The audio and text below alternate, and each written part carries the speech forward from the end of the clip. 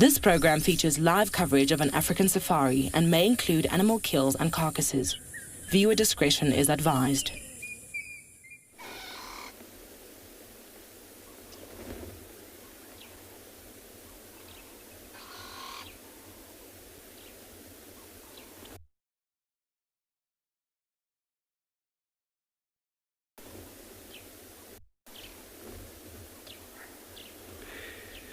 Good afternoon, everybody. Back here at Djuma Private Game Reserve. Welcome everybody this afternoon, where we're actually sitting on a high point right now, looking at the beautiful antelopes. Again, we're at the quarantine here, where it's actually pretty much opened.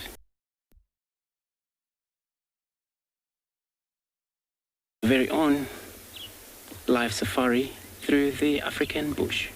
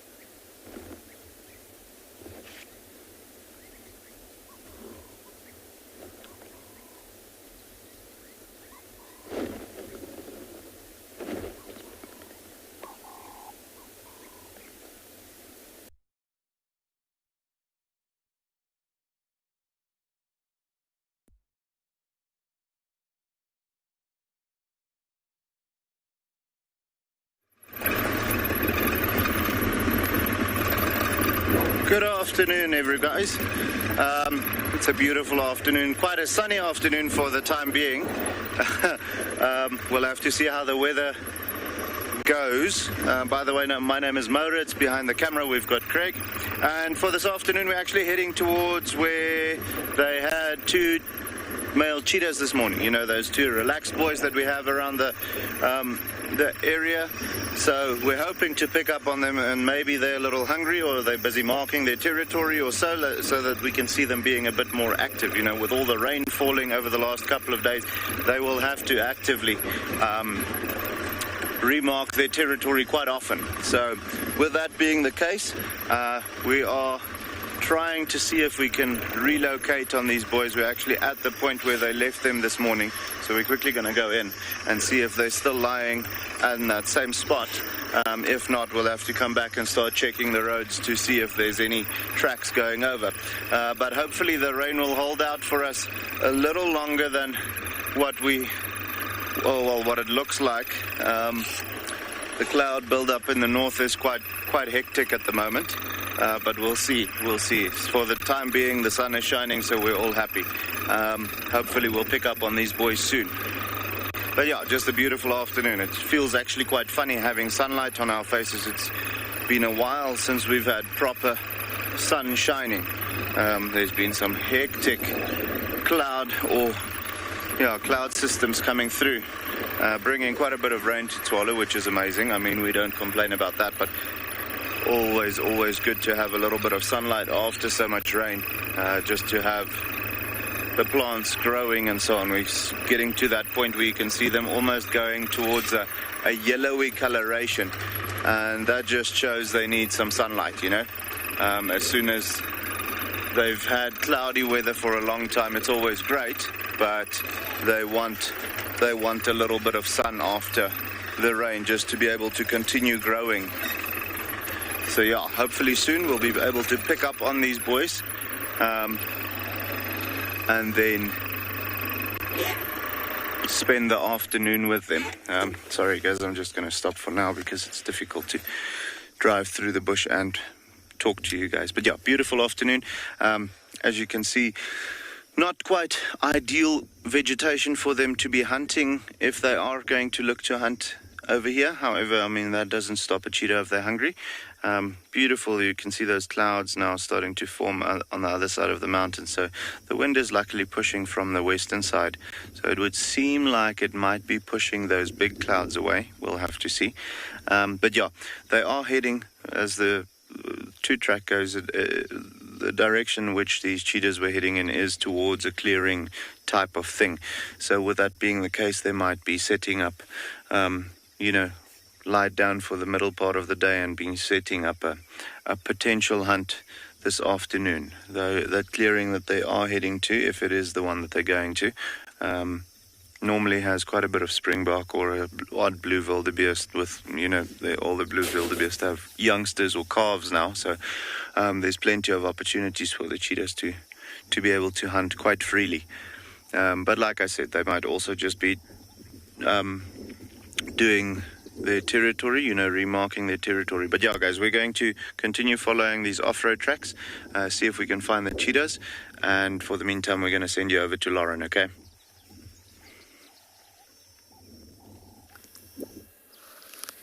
Good afternoon, everyone. Welcome to the other half of the Djuma feeds.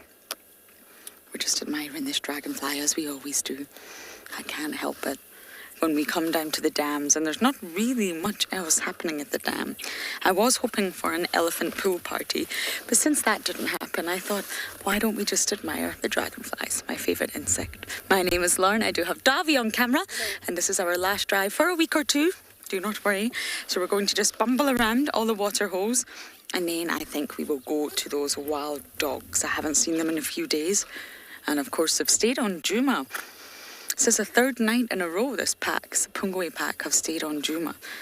They've really made use of that drainage line. We call it the Rebecca's drainage line, which is sort of southwest of Quarantine. So we'll definitely go and spend some time with the dogs. But the point this now is it's far too hot. We are uncomfortable, they'll be uncomfortable. So we'll let them sort of enjoy the shade, and then we'll just go and join them a little bit later. I love how they put their bodies up in the air like that. It's an act of balance, but it does look a little bit bizarre to us. And the recipe for success for any insect life is really actually very simple. You just have to stay alive long enough to reproduce. Just stay alive to reproduce. So in order to stay alive, you've obviously got to eat. You need to fuel your bodies. And basically, an insect life is all about eating and not being eaten. That's the sort of motto of being an insect. Avoid predators, not just predators in insect form. Mammals will eat insects, birds will eat insects, reptiles, frogs, even fish from underwater will catch insects that land on the water's surface. So basically, avoid being eaten, but eat a lot in order to reproduce. Insects can eat using mandibles, which is very specialized jaw counterparts of an insect, nothing like our jaws, or sponges, or even straws. And what I mean by straws, that's the proboscis. A lot of insects out here have a proboscis, which they drink up liquids, mostly nectar, instead of having mandibles. There's also a lot of insects that eat when they're in the larval stage, but then don't eat at all when they're in the adult stage. There's such a variety right across the board when it comes to insects. But it's the same eat or be eaten rule. You don't want to be gobbled up by other animals. They've got to reproduce. They've got to continue thriving out here in the insect world.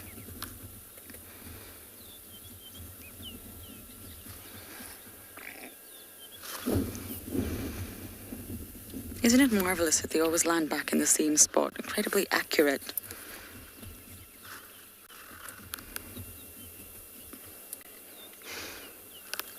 Suffix?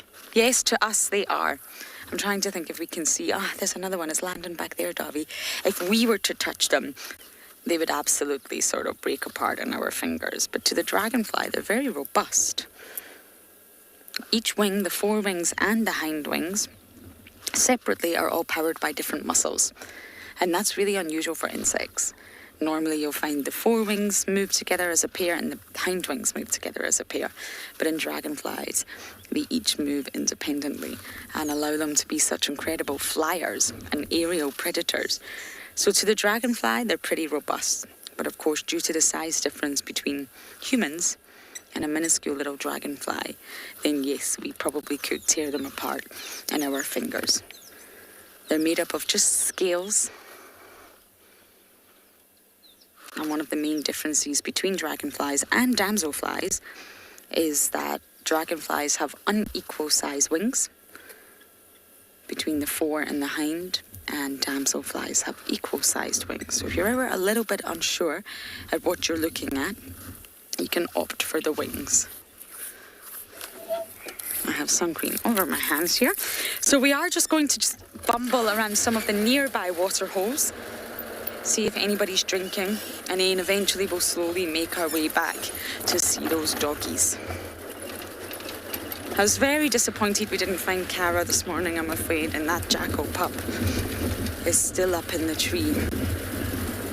So I'll keep my ear on what's happening on the Western Channel as well. If she does come back, I really want to see her. But it's the perfect day for an elephant pool party as well. That's also on my list. I've got a very long list today. Okay, so we're going to keep bumbling and we're going to send you to the other half of the Juma feeds.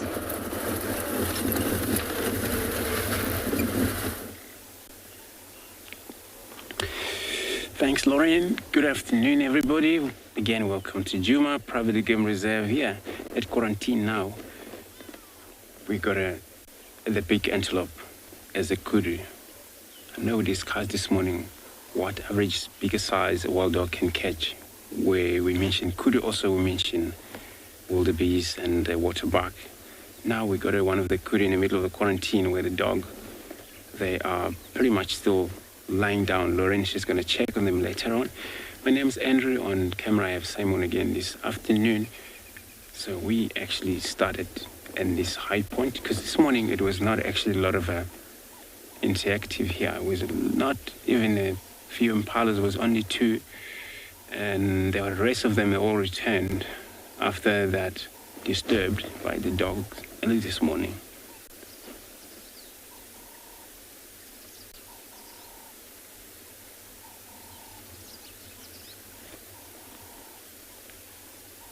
So probably later on, when the temperature dropped, this dog are probably going to come this far.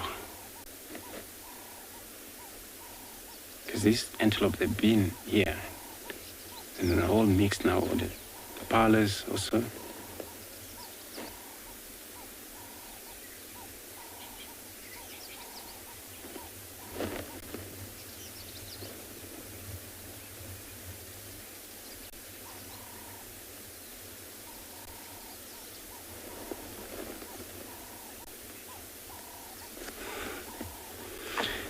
So Jackal, I asking why this area, it's called quarantine. Actually, this area, long time ago, was an area where the game was captured and transported somehow and caused animal get killed in this area a while ago. So then from there, it's still called quarantine. So the name is not actually yet finished.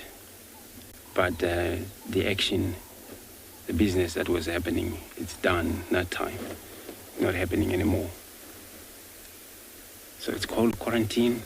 We even have a leopard, it's called quarantine, where was born in this area.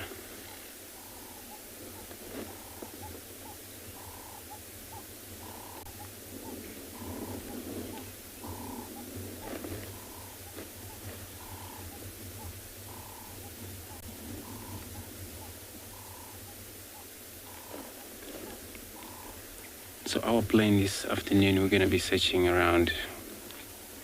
Lawrence is going to check with the dogs later on, and we're going to just check on the western side from here, towards where the line is, yesterday afternoon, and then just to see if she returned back to the western sector where it's now Simbambile and Ratuza. If no tracks crossing over there, it means that it happens she must be still resting, or maybe on a kill, you never know.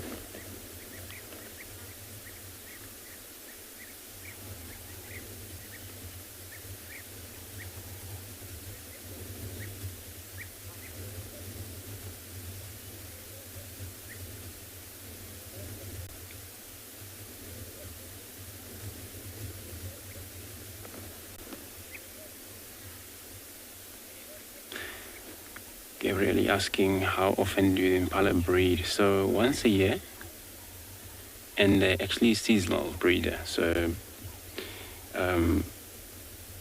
around the winter, beginning of the winter, it's a rutting season for the Impalas. Most of their males are all competing, fighting in order to win territory or dominate the females. And that time is actually mating, carry on from that. Pregnancy takes anything from 6.5 months, 6 months, and November, December they actually drop their baby. So they are a seasonal animal breeder.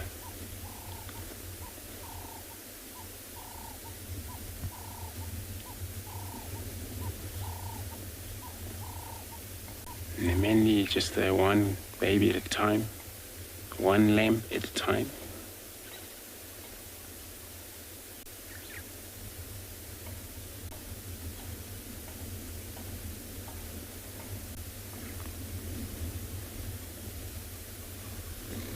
There is also one of the male.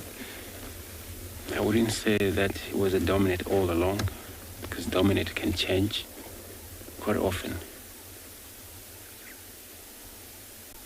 It's not guaranteed for male to dominate all season, all year round, even one season, until the end of a mating.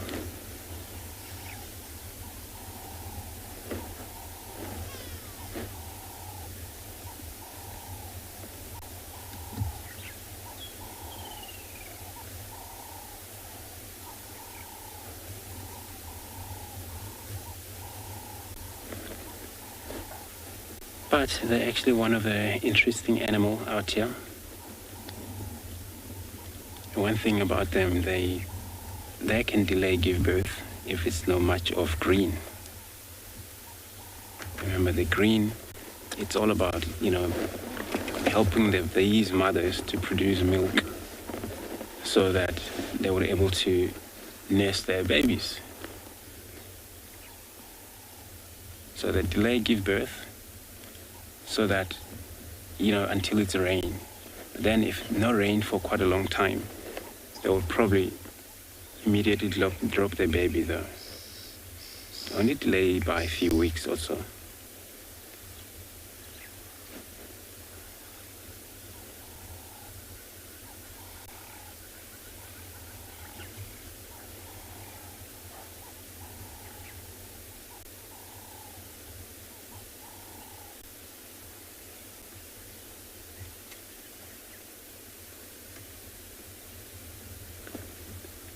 So I'm going to carry on, do my search around, hope I get anything for everybody soon.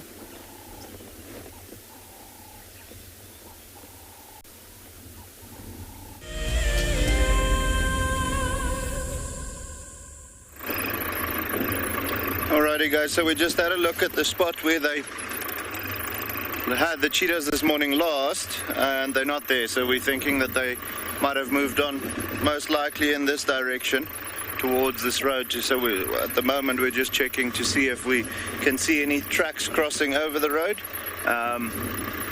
to then potentially get a direction of where they were traveling to. So yeah, with them not going static, I am of the opinion that they are, rather than hunting, marking their territory at the moment to try and cover as much distance as possible. However, I might be wrong. It might just be that they had them early in the morning and they left them and they just decided they're going to move a little further on before they lie down for the warm part of the day. So yeah, always exciting when you're looking for tracks. I enjoy it a lot, and especially when you find that fresh track, to follow it until you find the animal. That is the best feeling in the world. But for the time being, we have to continue just checking and see if there's a track coming over. So far, nothing. But luckily, they can't really jump up and start flying. So wherever they cross the road, we'll pick up on the tracks, and then we'll start following them like that. But yeah, this is going to be awesome. I'm always excited to track the cats. They always keep you guessing, especially cheetahs and leopard lion. They can just get a straight line, but cheetahs and leopard, they zigzag, and they do so they keep it interesting for us. Always nice to track them.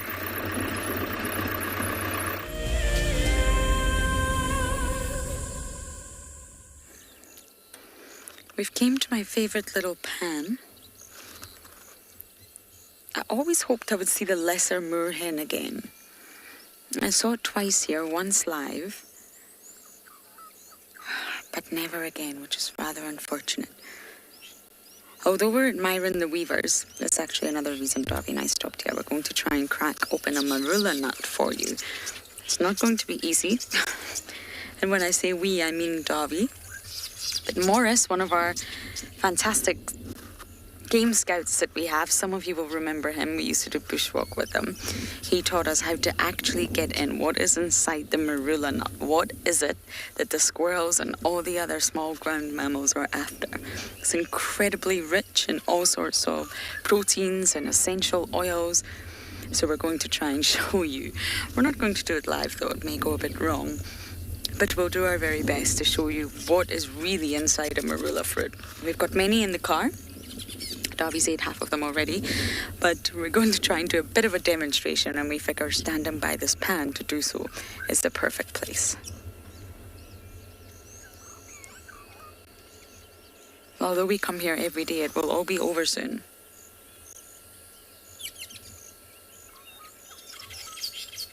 Soon enough, winter will arrive and everything will change. And you'll miss the sounds, the smell, the water. Everything will go.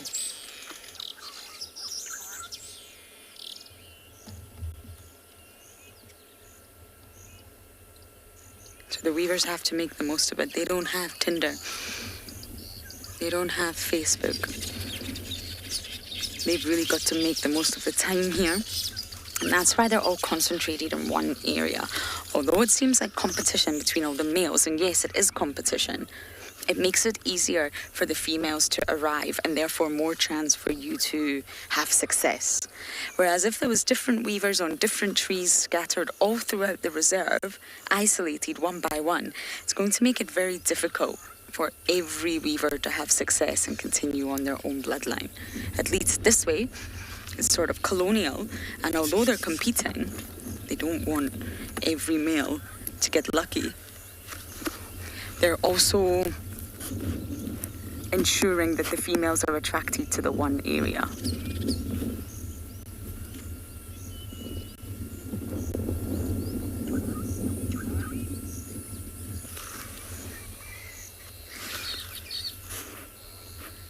Megan agreed. I think that's why I come here. I mean, you can get lucky, but it's a very peaceful setting.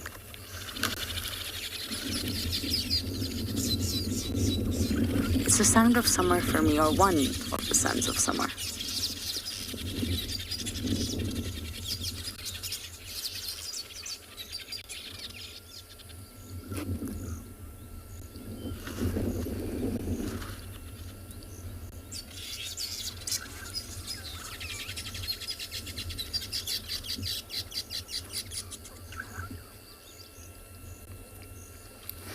Nick and Nova, no.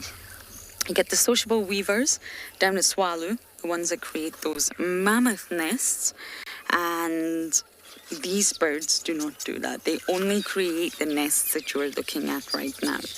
But here in this area, we also get the red-billed buffalo weavers. And I'll try to point out one of those nests as we bumble along today. And they're very messy. They're normally positioned in sort of towers and masts. It's a big sort of tree at Chitwa they use. And they're also very large colonial nests. But the weavers that you're looking at now, I can see some village and some southern masked, they only create the nests that you're looking at.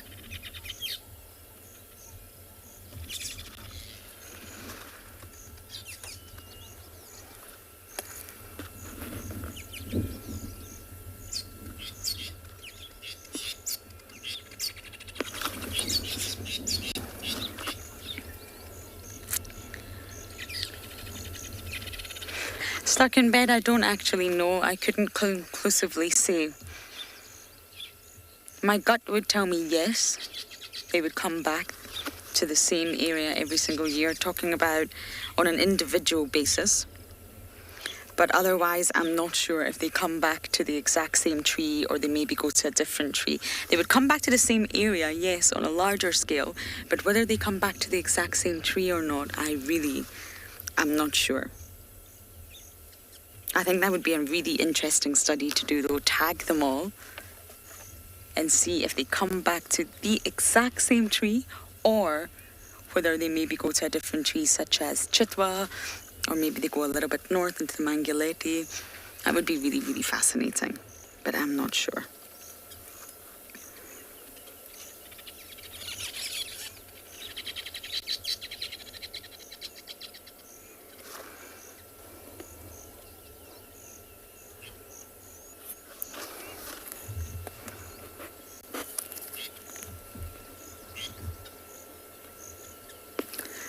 Dab, you know that bird that we both spotted earlier? I'm not entirely sure what it is. I may need your help.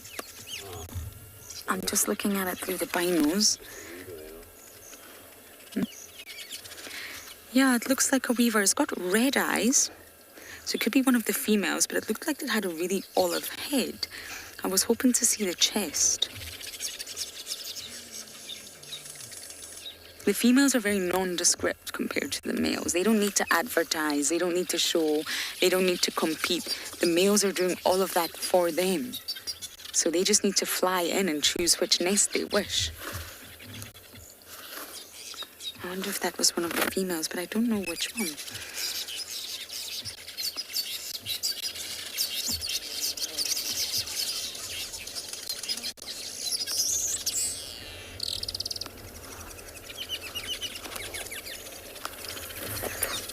So in case any of you have forgotten, we do want you to talk to us.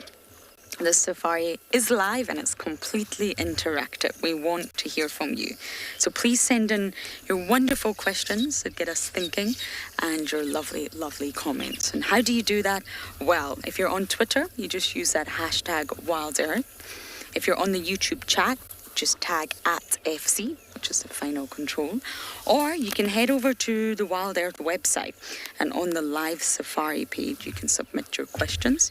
Or if you're under 18, we want to hear from you the most. We really do. Kids' questions are just the best, so you send them in via email. And the email address is kidsequestions@wildearth.tv. Some of your questions are incredible and they also make us think. Maybe it's something that we didn't know and then we had to go and research. Or maybe it's looking at things from a different angle. So please, please do talk to us. It's a very sticky day today, 32 degrees Celsius and 90 degrees Fahrenheit. So it's hot and muggy. Good one, most likely yes. Maybe not the larger species that sort of you would find in Chitwa. But yes, they will have fish. And when these the dams dry up, normally you will find the eggs, fish eggs, are actually far down below the surface of the soil in the moist, damp soil waiting for the perfect time to hatch. And the perfect time to hatch is when the rains come. They can get transported through birds as well. That's how they get from dam to dam. So I would imagine there's very small fish in here. Not your large catfish, though. sort of larger species of fish, or catfish or tilapia, they will be found in larger bodies of water that probably don't disappear in the winter.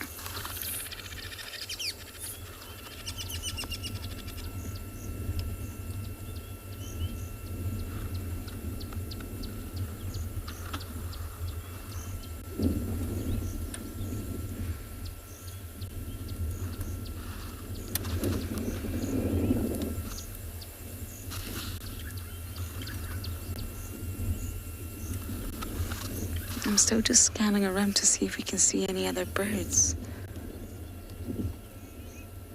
This really is one of the best places to see different species of birds, not your common ones.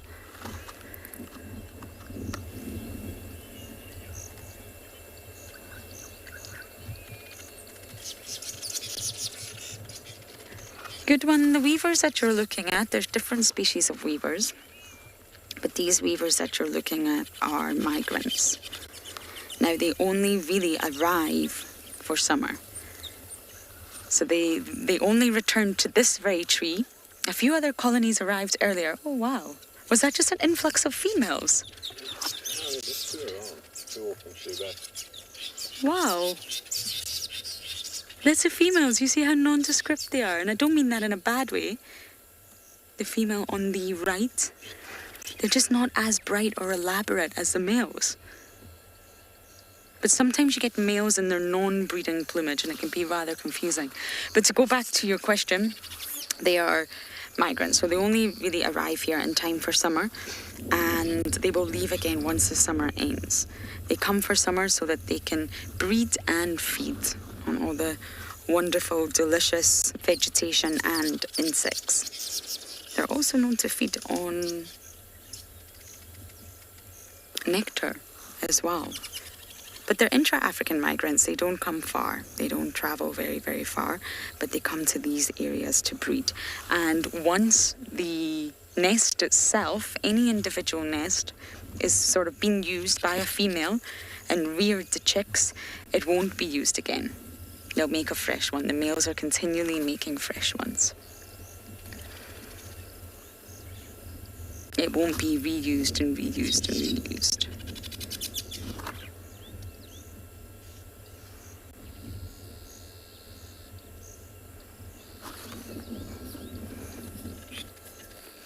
You can see they're very well structured. Okay, Darby and I are going to get cracking some marula nuts open, and for now we're going to send you across to Andrew.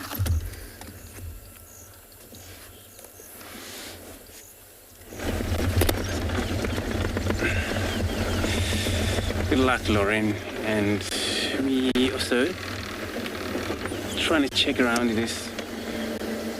Always is best to check watering holes, see if there's anything will be around drinking or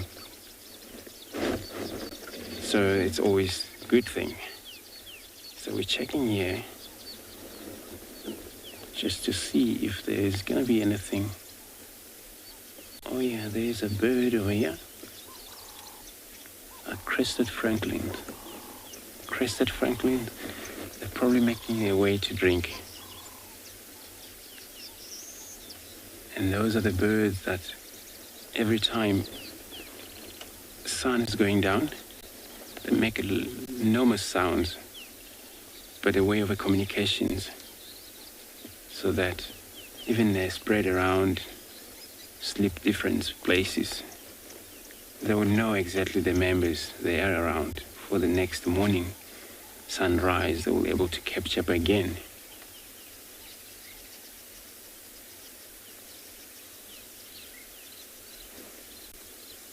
When named crested francolin, hardly to see crest, but it's got to be a threatened. So they rise a little crest on top of the head, where others don't. They just fly off without any rising any feather on top of their head.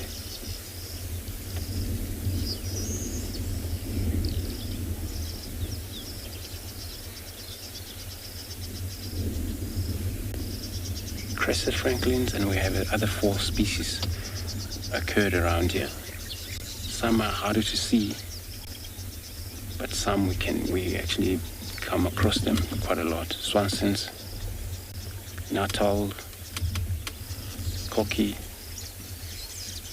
and there's Shelley's francolins. So it's number 4. These are number 5.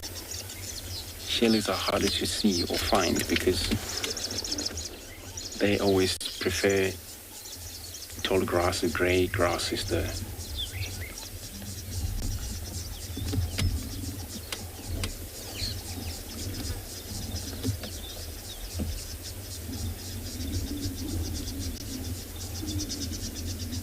now it's always quiet around the waterhole because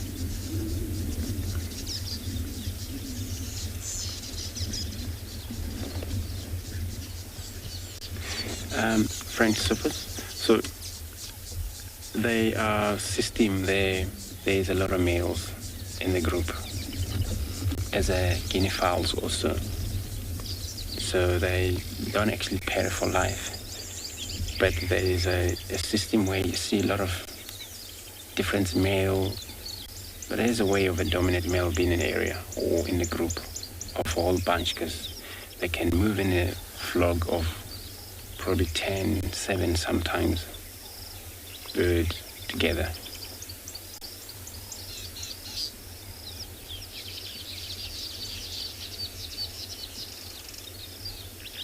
So those when they feel like they want to dominate somewhere else, they got to trying to move somewhere else where it's the weakest males and they can take over the other family member there. Carry on dominating, but only males can shift when they feel like. Female, they're more likely to stay in one family. And they're not territorial at all.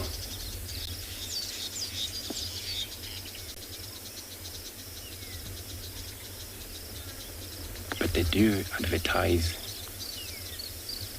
their area of operational, so they spend a lot of time in a similar area. Whenever complication of chasing one another is that something went wrong, then maybe there's 2 equally dominant males that are about to compete.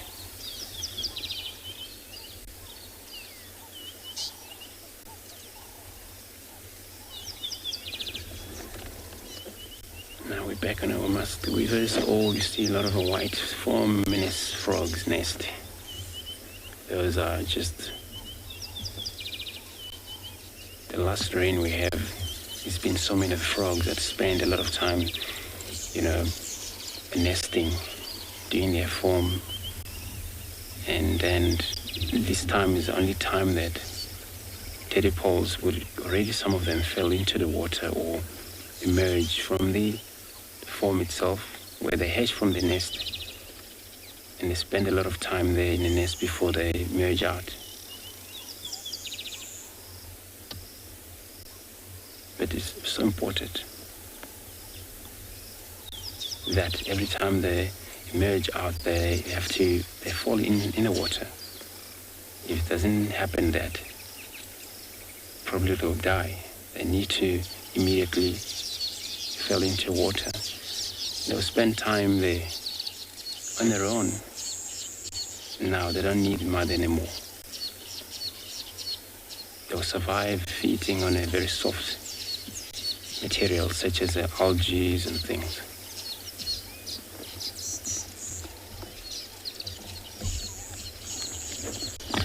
Jerome's asking if the four-minute frogs are eatable. No, I can't recommend that. Never actually heard of it. In Africa, there is actually a frog that is edible, a bullfrog. Some other tribe, they actually eat them as well. And those make enormous sounds. When you're around there, they're actually far different to most of the other frogs. But they're also big in size. Those ones, they can actually eat the other small frogs as well.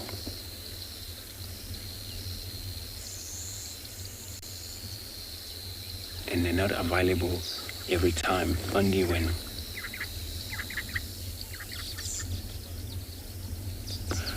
Oh yeah, so sorry though, but maybe asking that they're eatable physically as a creature. No, form itself is not eatable for human. For other organisms such as the tortoises can still eat that, and also these water monitor lizards, they can eat those form, or sometimes with the little one inside if they're not hatched. It's the only problem these forminist frogs have ever. There's been a bad situation where there's either delay of a rain and then dry take place immediately, and then of course nothing will happen in that nest. All these eggs will dry inside, even though they're hatched, but then they'll emerge, get out, but then they'll find no waters underneath and die. But also these tortoises and lecawan, they would feed on the nest if it's below the surface.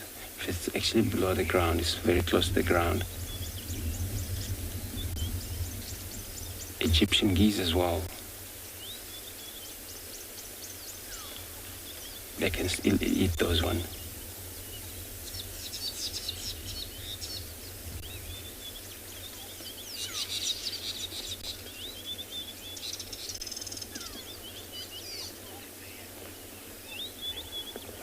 So leopard girls asking how many eggs they lay at one time. So there, what happened, each can lay over 70 up to 100 sometimes. But then these frogs, it's such an amazing creature that when there is a nesting time, there is no such a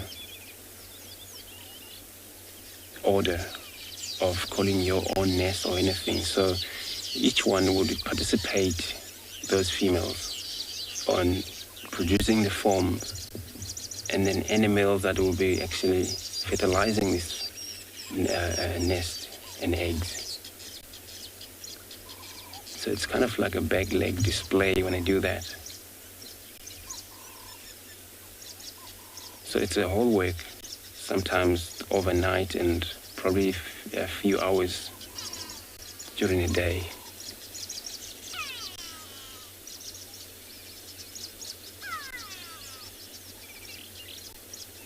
Then after that,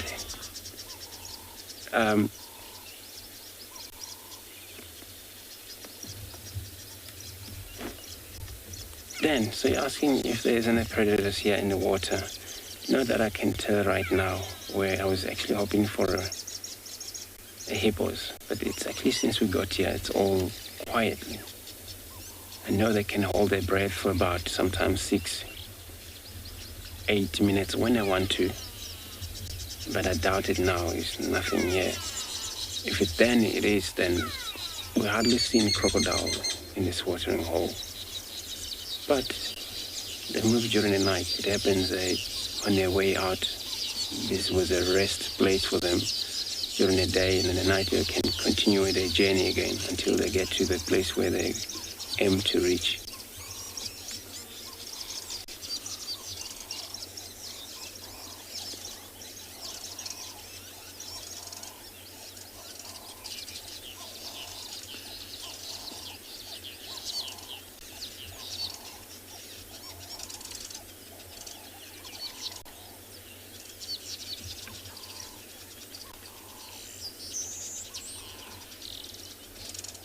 Now, animal that will be more likely to drink during the day, it's most antelopes species. But this watering hole here, it's all the thicket around it, where many of the antelope, they don't trust anything that it's dense bushes. They always want an open space.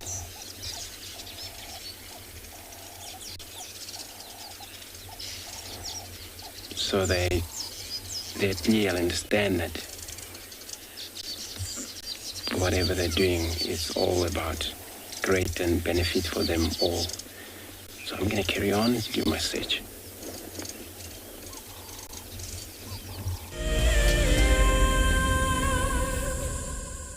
Our first Wild Earth Explorers competition has closed. And we have a winner. Congratulations to Chantal Sleep from Benoni in South Africa. I felt totally overwhelmed for winning this prize. I will be taking my son with me, and I can't wait to share this experience with him. Chantal and her son have won a behind-the-scenes Wild Earth experience at the magnificent and beyond Impala tented safari camp. The prize includes a 3-night stay and a chance to sleep out in the unique Marula treehouse. I would like to thank Wild Earth for making this dream come true, and I encourage everybody to subscribe, to become an explorer, and stand the chance to win these amazing prizes, and so much more. For this month, we have a brand new prize. You could be jetting off to Tualu in the Kalahari for a 3-night stay at the luxurious Motsi Lodge. Open to all Wild Earth explorers who have signed up before the end of January 2021. Terms and conditions apply. If you love to watch Wild Earth, then we are inviting you to join our Explorers program. For a monthly subscription, you will have the opportunity to win fantastic Wild Earth expeditions. Join our guides for a chat around the fire, receive weekly highlights from our shows, and much more. All the money will go to keeping these live safaris on air, which in turn allows us to escape into nature every single day. Have you been watching Wild Earth and dreamt of being right there on safari with one of the guides? Well, now you can. Wild Earth is offering you a chance to buy a ticket to dream. You or a friend can hop on board a live Wild Earth show and join our guide on safari. The ticket is redeemable at any of our locations, anytime in the future. Only a limited number of tickets are available, so don't wait. Get your ticket now and start dreaming. Terms and conditions apply.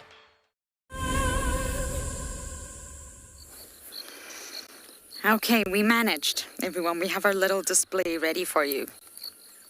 It's actually Davi that I have to be grateful for here. So, marula fruit. Many of you ask, especially if you're not South African. If you're South African, yes, you probably know all about marula fruit. But here we have an orange. And it's actually a really small orange. It's a terribly small orange, but this is a marula fruit. So here's a little size comparison. And the marula fruit itself actually has 4 times the amount of vitamin C than does an orange. Now, when you open up the marula fruit, you need to use your teeth. And this is a fruit inside. It's almost like a lychee, as we would say in Britain. And the taste is lychee mixed with rambutan, if you know what rambutan is. Now, I'm going to squeeze this out, Davi, so you can see what the fleshy fruit is inside. And you'll be surprised, there's actually not much flesh.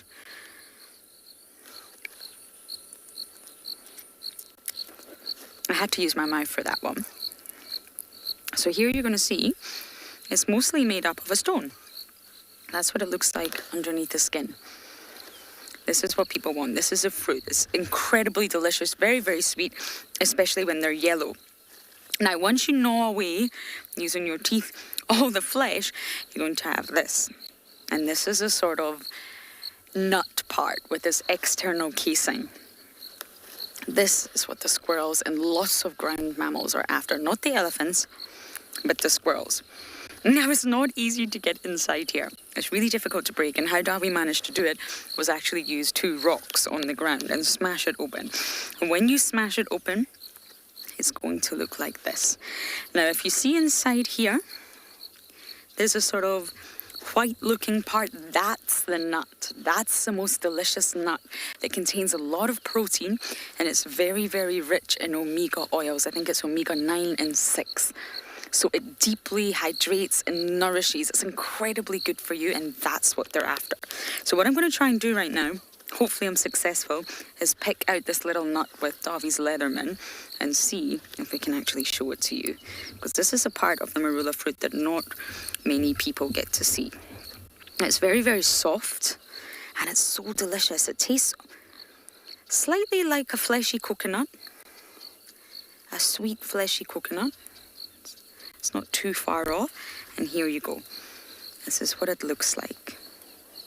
Now, not many people eat this part because it's so difficult to get to. But this is where all the nutrients are. So when we find the empty sort of marula nuts and everything's gone from inside, that's because the animals are looking for that part. Ravi, would you like to eat it? Yes. Since you did all the hard work. There you go. I'm going to wipe it on your hand. All right, thank you. You're so welcome. So it's very, very nutritious. And the marula fruit only comes from the female. They're dioecious and they're deciduous. So it means they will lose their leaves and go very, very barren in winter. It's only in the summer that you'll see the fruit come out. And it's only in a certain part of summer that the fruits will all start to drop from the trees and litter the grounds. And this is what all the animals want. So once they sort of get past the fleshy part, which is the delicious, yummy part, I can't throw this back in. It's completely natural. It's the insides that they want. It's almost impossible to get to. And this is a part that not many people see, the inside of the marula fruit. So the male trees, because they have two separate sexes, the male trees will not produce fruits. It's only the females. So lovely, so lovely. Oh, okay, I'm going to throw all my marulas back into the natural environment and probably eat some more. But for now, let's go across to Andrew.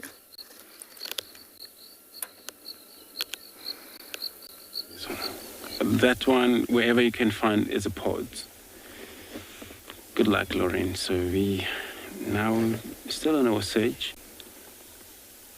And then our plan was to go to search for that lioness, if she's still around. But, you know, it's quite a interesting bush to show out here, where everywhere you go, it's all showing its beauty and its nature. And then now there, it's going to be very difficult to examine the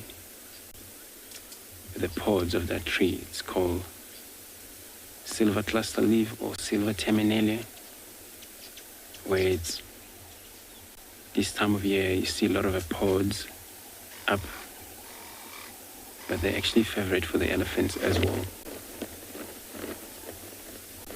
The other deep season, such as the winter, this tree is not actually disturbed so much, because then elephants, they only need the pods and the very new shoot leaves out of that tree.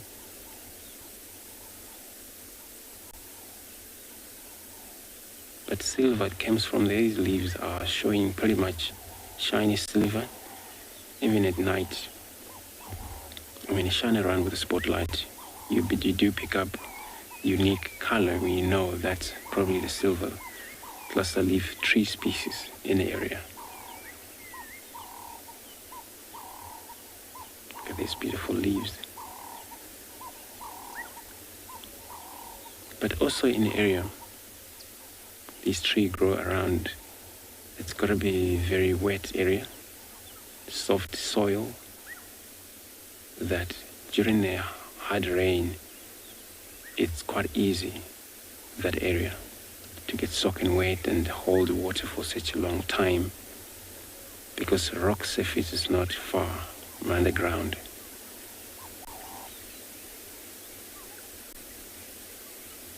Where many other trees will probably just dry out, or because they're soaking wet, they don't need that. And finally, there won't be any lot of water or not a lot of other tree species in that area. You only see that silver cluster leaf take places all over.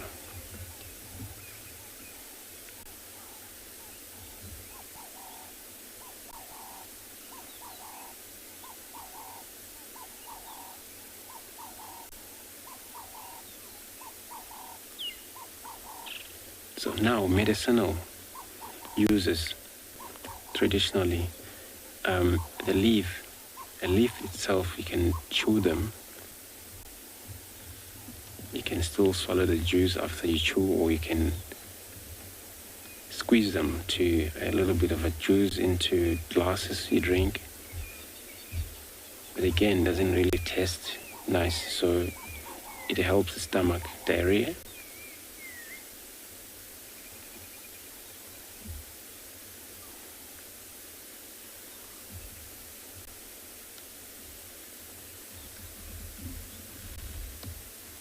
But again, you may feel hungry immediately because it's so sour that I tried actually when I was young.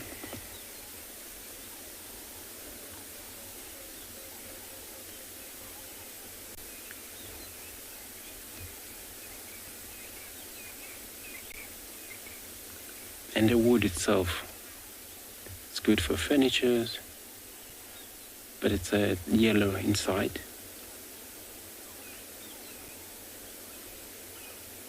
But the bark, you can actually, between layer and the bark, there's actually a nice layer. We use them, you can actually blend, actually making a rope in the older days.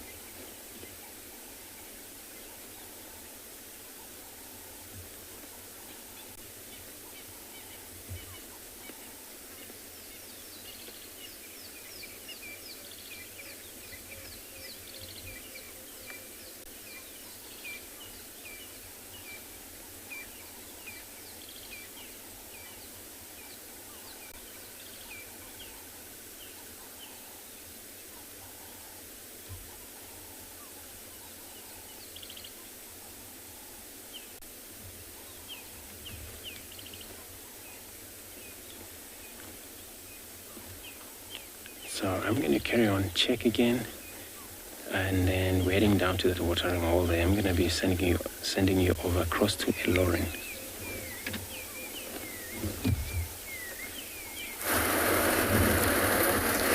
I'd actually quite like to take you to a tree, a Marula tree that's dropping all its fruit, so you can really see what's happening. Hello, dwarf mongoose. I just saw you run across the road there, hiding from us. So I know 2 marulas that are dropping their fruits really, really severely. So we're going to head there so we can show you them just before popping over to the dogs.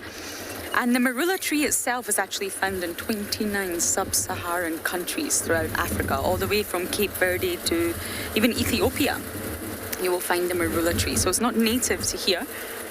You will find it across Africa. And its fruit for centuries has been so highly prized. I mean, you get amarula, that wonderful alcohol that many people enjoy, made from the marula fruit. You can actually get marula jam, which I've never tried. Have you tried it, Dobby? No. If any of you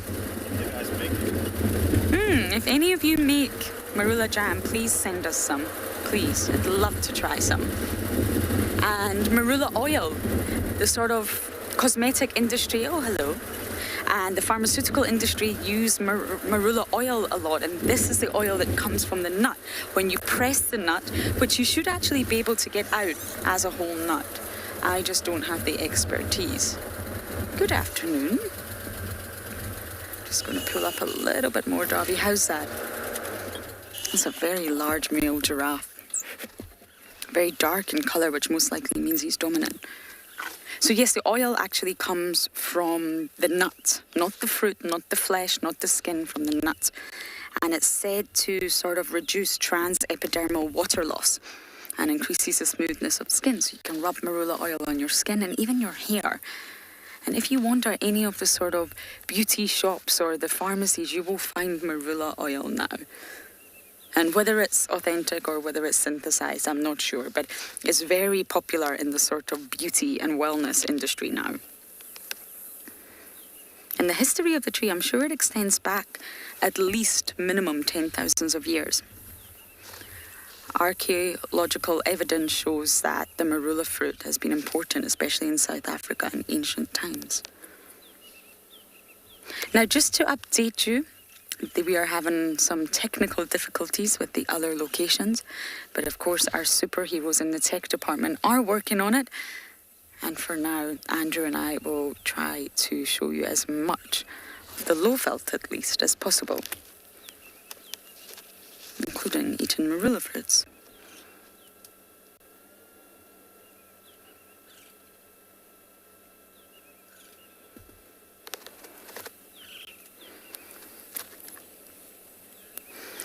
Suzanne, elephants. Oh, the famous story with elephants eating too much marulas and getting drunks.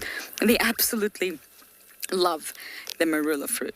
They don't get drunk though, that's definitely not the case. And it's the fruit that they eat. It's the flesh that they want, the juicy sweet part. I don't believe elephants go for the difficult part, which is that kernel containing the nut. They want the juicy fleshy part. But there's really not much flesh on it. There's more flesh on a lychee, even a rambutan. I'm trying to think what other small... Mangosteen. There's more flesh on than there is on a marula fruit. If you've never tried mangosteen, everyone, it's my favourite fruit. You must find it. I think it's native to Southeast Asia only, but try to find it and it is absolutely delicious.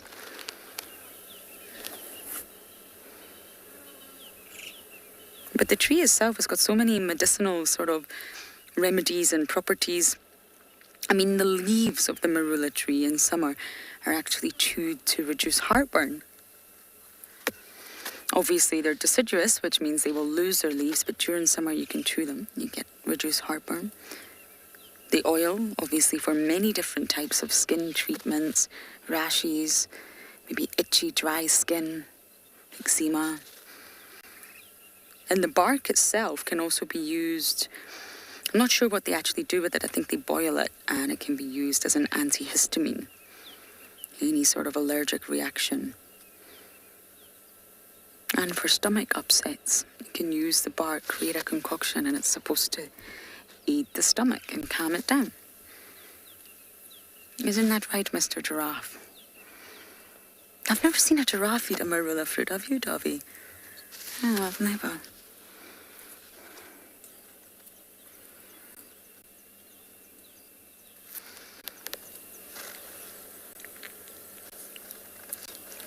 Animal house? I have never been asked that question before. I don't think so. But I'm really not sure. I'm sure Google will have some weird and wonderful search results when you type that in. But I'm really not sure. There's 4 different species now confirmed, but they are quite remarkably similar in terms of size. But in terms of a dwarf giraffe, I'm really not sure.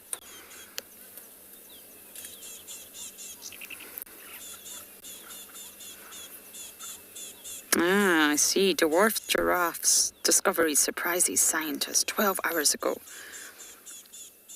Scientists were surprised to discover dwarf giraffes in Namibia and Uganda. As being tall is their advantage. Okay, well, there you go. Apparently you do. I don't know enough about it to discuss, but I absolutely will research. Thank you for your interesting question. Because being a giraffe is being tall. Having a dwarf giraffe would be... I wonder how that would affect its survival rate. It'd definitely make it easier to prey for the predators. Because they still have that awkward shape.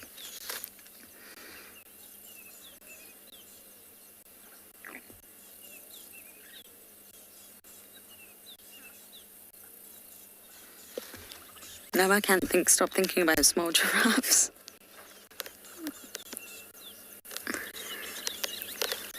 Sharon, the markings are incredible, and believe it or not, there's a unique part of the giraffe that's unique to each individual. They're just like a hyena spot pattern, a leopard spot pattern, the whale shark spot pattern, the turtle scutes, any of the animals that we ID use in a pattern.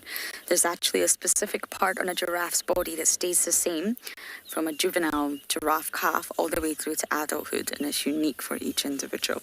It's not the entire body, it's just a unique area. So you can identify giraffes individually. And believe it or not, you can also Google this, each of the 4 species of giraffes has now been confirmed. They all have different shaped patches or windows, if you like. I can't call them spots, some people do, I just can't. But let's go with patches for now. So whether you are the southern, the Maasai, the reticulated, or the northern giraffe, you're going to have a different shaped patch. And you can actually Google it and see all 4 variations, and it's lovely. And they do say that the darker these patches, the more dominant the individual, and that's recent science as well. I mean, giraffes were thought to be silent for many years. The occasional bellow, but generally speaking, giraffes were thought to be completely silent, and it's now understood that they're not silent at all. They term it humming, and I say they, I mean scientists, because giraffes produce a sort of noise from a frequency completely out with the human hearing range to communicate to each other all night long. And this is most likely because they are gregarious. They do enjoy being in one another's company. And they're diurnal, so once it gets dark, they most likely just communicate all night long. And the sound that they produce, we cannot hear, so we assume that they're silent. And it goes back to that putting yourself in the animal's shoes. Now, obviously, they're not wearing shoes, but you know what I'm saying. Because we've always assumed that they're silent because we can't hear, but they're in fact not silent, and they're constantly communicating with one another. It's a really interesting study, and it's also very interesting how they studied it. They had to use a lot of technology, and they were absolutely shocked to hear them sort of hum all night long.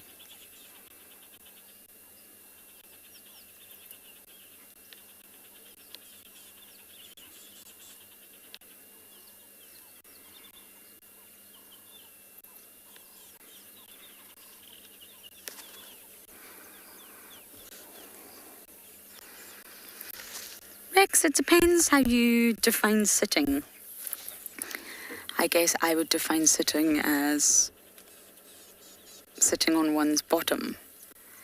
So they don't sit like us, that's for sure. But what they do is they can sort of lie on the ground with their body, tuck their legs underneath, and they curl their neck around their body. And this is how they sort of get their naps in. It's called a high alert power nap strategy. But they won't sort of sit as in just solely on their rear end. They do put their entire body on the ground and just tuck their legs under. And it's not easy for a giraffe to get back up again, and it can leave them rather vulnerable, which is exactly why they don't stay down on the ground for too long.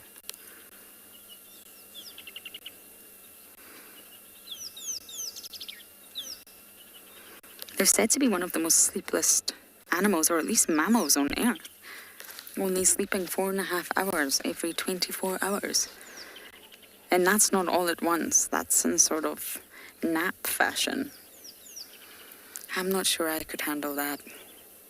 I like my sleep.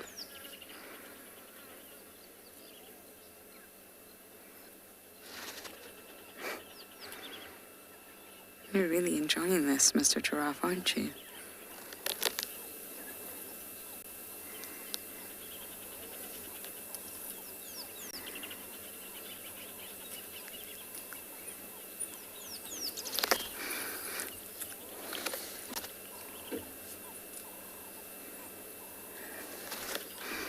And going back to the sort of patch pattern, if you like, there was another study that showed the shape of the patch, its circularity and its solidity was all measured, and there's a remarkable similarity between mother and calf. So they think that the entire patch pattern is actually inherited from the mother and passed on to the calf.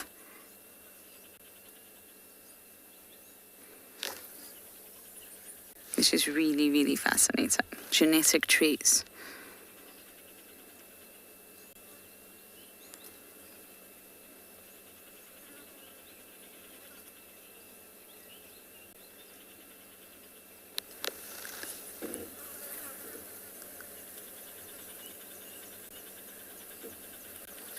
Okay, Mr. Giraffe, I think we are going to head back in the direction of the dogs. It's still quite warm, but I imagine they're going to start drinking soon. So we are going to bumble in that direction, and hopefully we can spend an afternoon with the wild dogs.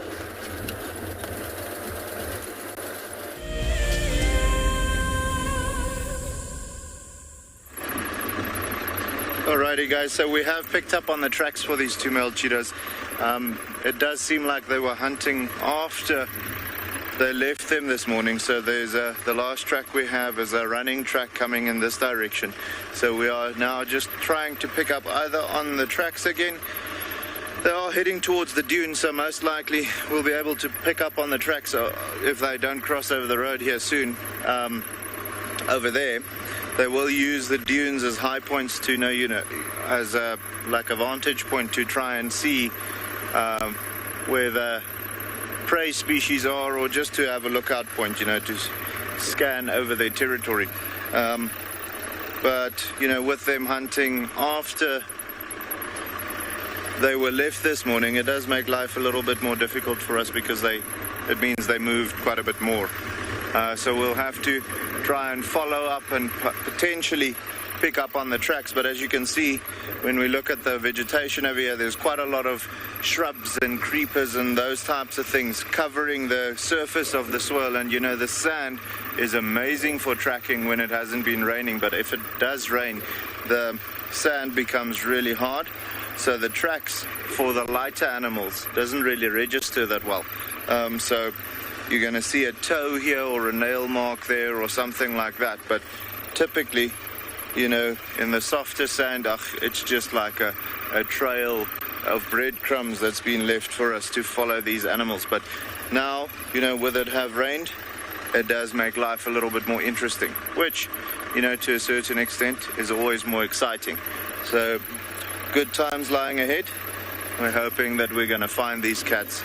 And hopefully they haven't been successful yet, that they'll hunt for this afternoon for us.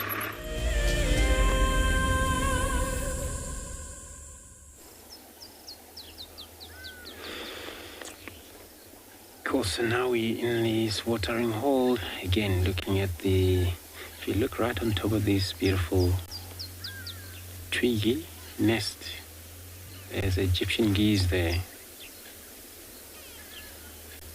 sitting right on top. So that nest actually was built by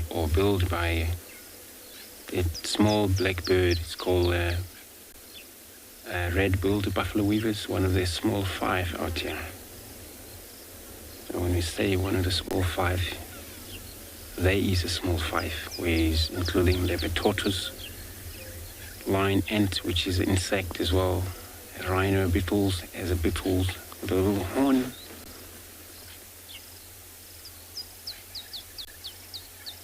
So yeah, there's elephant shrew, which is a little, it's going to come down.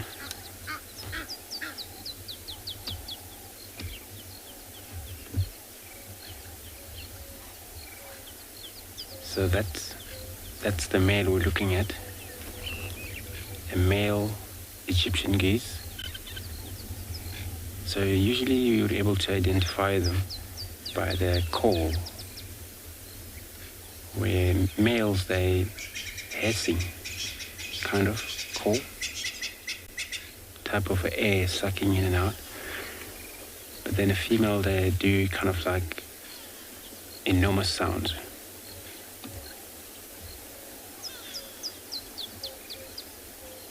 So there is a female there with a lot of their chicks basking in the sun.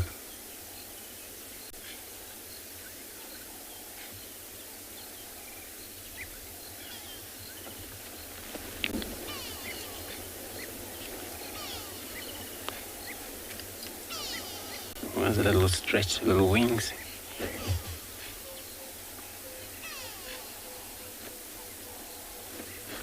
Looks like only 4 chicks there. Normally have anything from 10, 7. But sometimes the number go down due to the survival. Somebody's a predators out there for them. Eagles.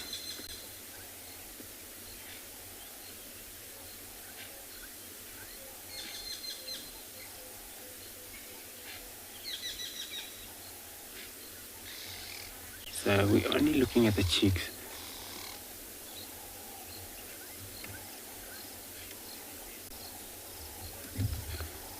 So you're asking how often do the Egyptian geese rebuild their nest? So most of the time out here, they tend to not very much seasonal. And then some area, Zimbabwe across, then of course, there would be maybe anything from August, September,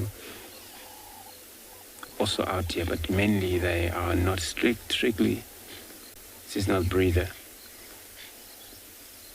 So any time, but remember they are a pair for life, where male and female stick together for their life, breed, take care of their baby together, male and female. So they mainly take over, like the one was sitting right on top, that male, that's where they often, place their nest. But they have to, smooth it a little bit, which is already done by whole weavers, the whole thing. Or they can also sometimes use hammerkop nest if it's not used. Or if there is an eagle nest around near waterhole where that eagle nest is not actually active by that specific eagles as well, they can use them. So they sometimes can use somebody else's nest. Not always they can build their own.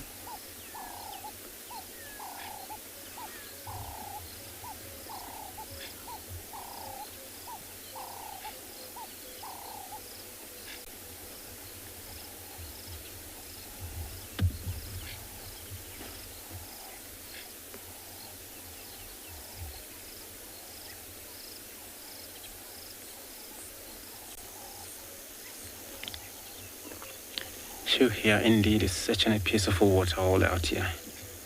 This is where we saw that lioness yesterday and the young male. Actually, we only discovered that she's a Shumungwe bride.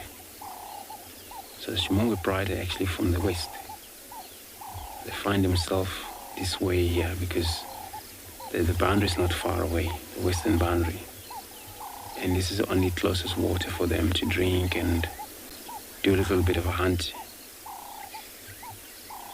So it is beautiful, beautiful watering hole here.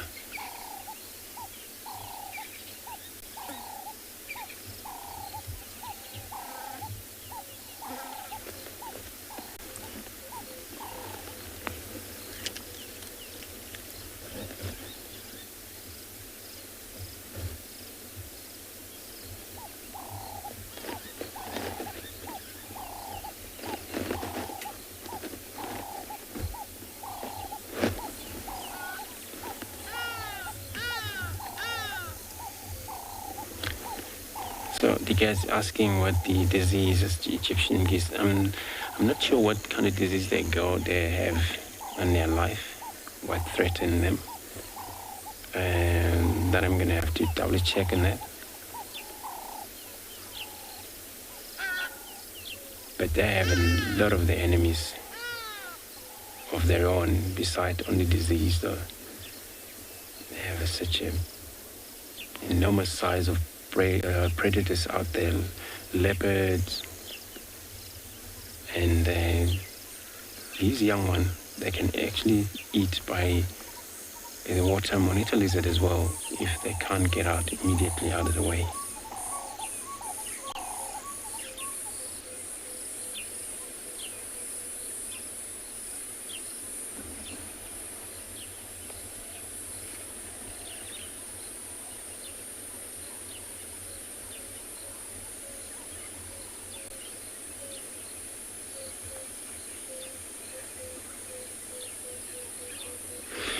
Mrs. Diolin Swas asking how many baby they can have at once. So they lie anything from 10 to 8, sometimes 11 eggs. And then sometimes they all hatch, or some of them maybe fail to hatch. And then probably they will die inside. It happens to chicken at home sometimes. But then those are hatched and then they're able to,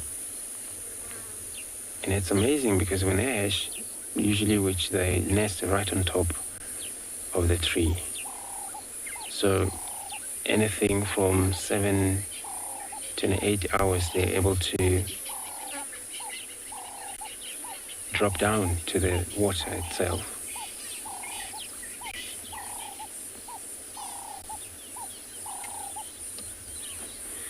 So I'm going to carry on, check. I'm going to be sending you across to Lauren again.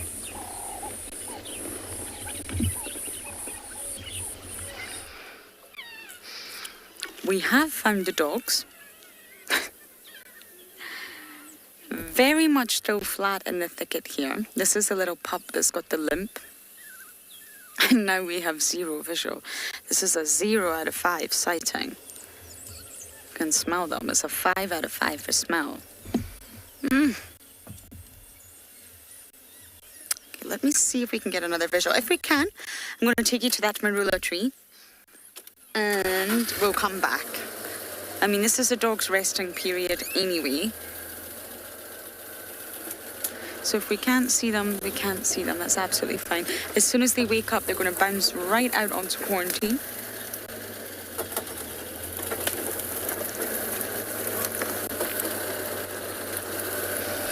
They're nestled right in there.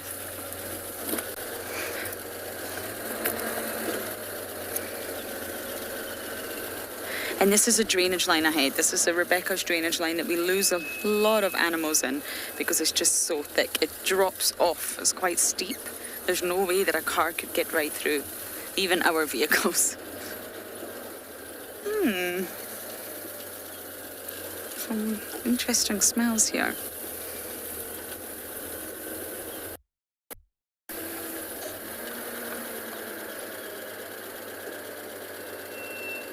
Can you see any from here, Davy?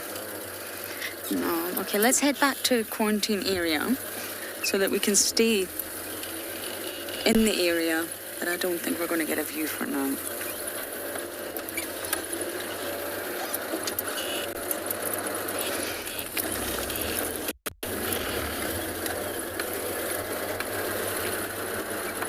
I just always like to drive very, very carefully. The grass is so long, you really don't know what you could be driving over. There's no point in picking up any speed here. It's not a very pleasant smell. I can see their tails moving. They're definitely in there.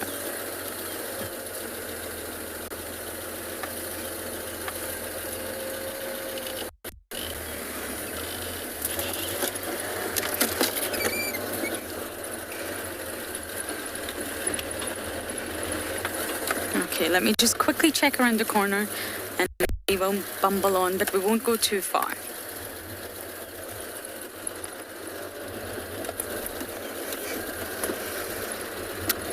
William? 101 biology, I'm afraid. It's very obvious. If you can't tell, then you're not looking hard enough. It is extremely obvious. The ratio of, or sort of the size of a wild dog's testicles relative to its body size is very large. Cannot miss it. You just need to do a quick check, just like a domestic dog. Exactly the same as a domestic dog. Quick check and you should be able to see if it's male or female. Otherwise, it's very difficult.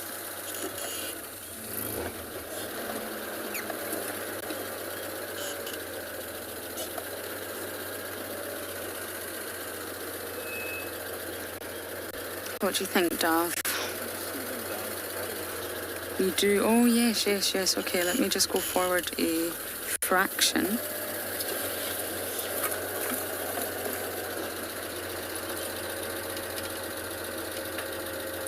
Dear watcher, you love how the dogs interact with one another and the sounds they make. Those iconic vocalizations. I can see all the vegetation moving. The dogs are there. It's just impossible to see them. And yes, I love their contact call. Hoo, hoo, hoo. I'm surprised no one responded there, actually. It was pretty accurate. But when they see one another, it's lots of high-pitched squealing. Not squittering like a hyena, but almost as... lots of high-pitched noises like that once they reunite after being split up. Okay, I really don't think we're going to get a view, and I think it's also important that they're nestled in the vegetation like that. We can just bumble. There's always stuff to look at on quarantine, and then we can come back. They're 100% there. We just can't really get a view. It's too hot for them right now. They're trying to keep cool. So we shall let them do this. Okay.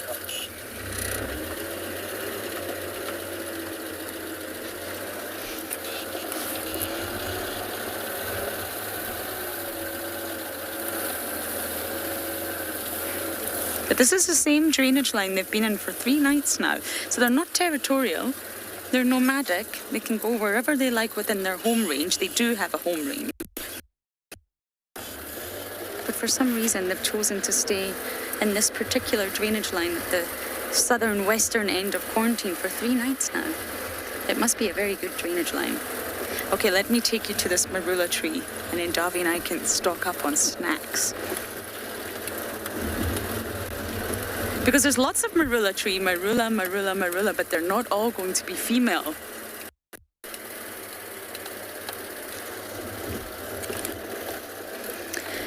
Bobby, most likely not. A lot of them get driven over by cars if they're on the main roads, and a lot of the ground sort of small mammals will come for the fruits. And of course the elephants hoover them up, and I use the word hoover quite accurately. They love them. And that's where the sort of drunk, inebriated pachyderm story came from. The fact that the fruits ferment, and therefore when the elephants eat so many of them, they'll get drunk. And it's completely not true in any way, shape or form, for a variety of reasons. The fruit is not on the ground long enough to ferment. It's really, really not. Secondly, the elephant was to eat all the rotten fermented fruit, it would need around 1,400 marula fruits at one time to even slightly remotely feel drunk, and that's not going to happen. So I don't think they're on the ground long enough to really ferment. You might get a few rotten ones, a few bad ones, but really they get snapped up very quickly, and it's not just for the flesh, as I mentioned, it's for all parts of the marula fruit. So there's one just on the corner of quarantine that I'm hoping to get to show you what it's like when they all start to fall.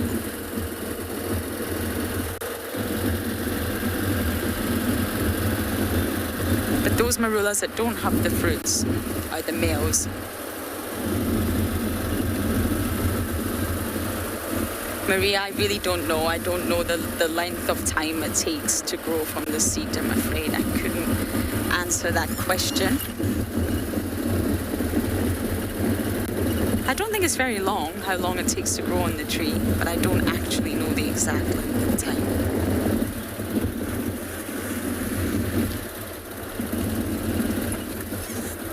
It's a bird.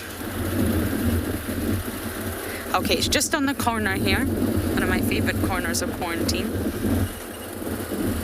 But your cats, your dogs, they'll all ignore marula fruits. They're hyper carnivores. They won't supplement their diets with fruit, especially the cats. The cats can synthesize their own ascorbic acid. They don't need to eat fruit vitamin. Oh, hello, kudu. Okay, here we go. So this marula tree is quite an iconic one, and obviously it's a female. It's dropping all the fruit. You can see it's littered the floor, and I'm going to grab a few for Davi, and I shall grab you some, Davi. So welcome. So you can see here, let's take a look at this one. This is not ripe. This is not edible. This is not one that you would probably even be able to sink your teeth into. It's rock hard. And then you see one that's ripe, like this one here. So there's quite a difference in colour between the green, unripe fruit and then the ripe yellow fruit. So it's the yellow ones that you really want to go for. They're ripe, sweet, and really delicious. So they're falling as we speak. I don't want them to land on my head. Okay, let me grab a few. 1, 2, 3, 4, I think 5's a good number. 5. And this is what we do when we're on drive. You can just pick up your snacks right here. But this particular Marula tree, we find elephants at a lot. And it actually draws in elephants towards our camp. And that's slightly worrying. That's why in summer we have to be extremely careful. We have to use our little slinky fence to make sure that they don't come too close to our fence. And they're drawn here for the fruits. And sometimes you'll find them shaking the trees really, really hard because what they're trying to do is get the fruits to fall. Oh, Marula trees. So common, but yet one of the best. You can see that ice cream scoop bark. To me, it looks like someone's taken an ice cream scooper, scooped it out.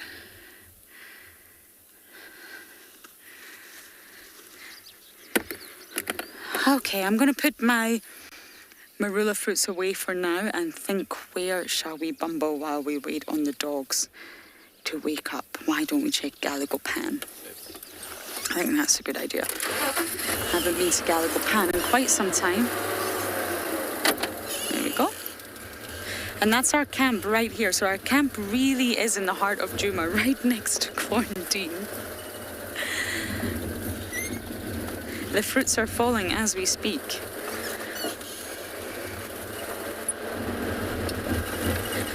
Oh, okay. Quickly check Gallagher Pan and then we'll come right back and wait for those dogs to wake up.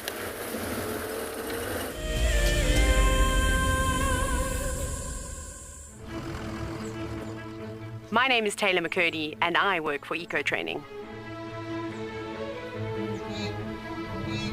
I love hearing from all of the viewers. However, I particularly enjoy those of you who have been watching for a few years. Your questions are just so advanced and they really get me thinking. If you'd like to ask a question on Wild Earth, you need to register on our website. Once you've done that, head to the live safari page and submit your questions below the live feed. The new year has arrived, and with it comes all kinds of other new beginnings. From hyena cubs to meerkat pups, the bush is full of new life. If you want to find out more, then sign up to be an explorer and join our New Beginnings Fireside Chat. Tristan and Steve will be looking at what's new here in the wilderness as we enter 2021. Join them on the 17th of January, straight after the Sunset Safari. For the month of January 2021, we are offering a chance to win a unique Wild Earth expedition to the magnificent Tswalu Kalahari. From the ancient quartzite Koranenberg Mountains to the southern Kalahari's red sand dunes, Tswalu offers what travelers crave most: space and time. The winner will explore this landscape in a vehicle, on foot, or on horseback, with a chance to go behind the scenes with Wild Earth and of course meet the meerkats. The prize includes a 3-night stay for you and a friend at the luxury Motse Lodge, including flights from either Johannesburg or Cape Town. Open to all Wild Earth explorers who have signed up before the end of January 2021. Terms and conditions apply.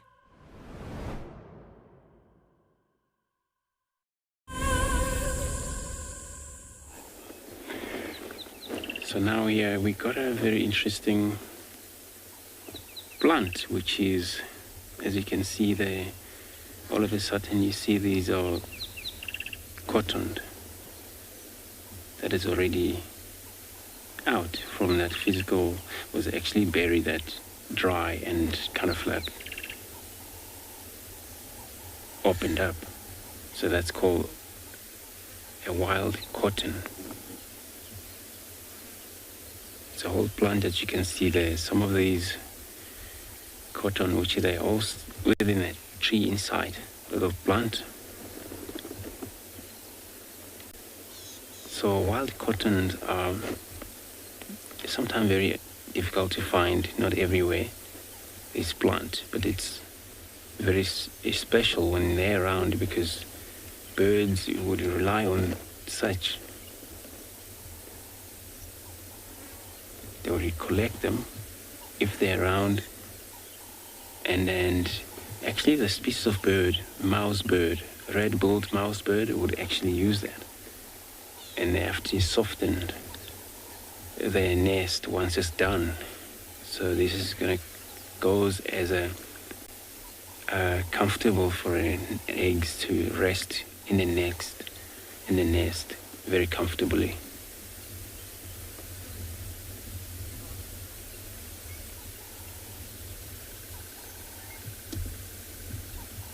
You know, in a while, many years ago, they were actually used for earbud. I can't believe, you know, it's actually wild. If then you would collect as many as you can if they're around. You can even use a pillow. You can have a pillow, put them in a bag.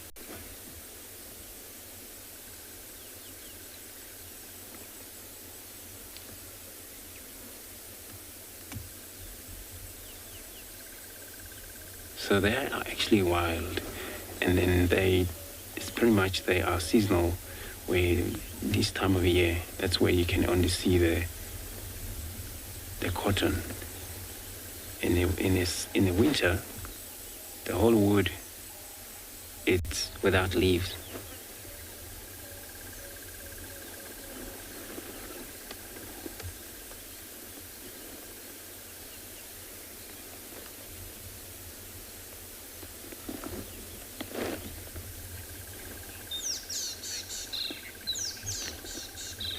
Charlene, so you're asking if we could use this cotton to use cloth, and they're actually not very strong, and they kind of like material like earbud, what they use most, but different to those because these are wild. So, but people have been using them for such an earbud. So they're very soft when they're wet, kind of like a very soft sponge. And it gets soaking wet, so you can easily, you know, tear them apart from one another that way. That's why it's so easy even for birds to actually use their beak to pluck them off that wood, fly with them back to their nest.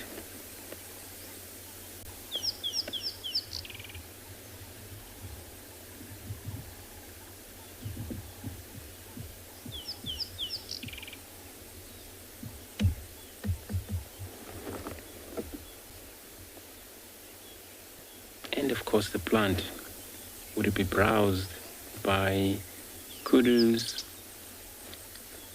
these berries, before it becomes pretty much strong or ripe into cotton inside. That would be probably eaten as well by browsers when they're still nice and soft green.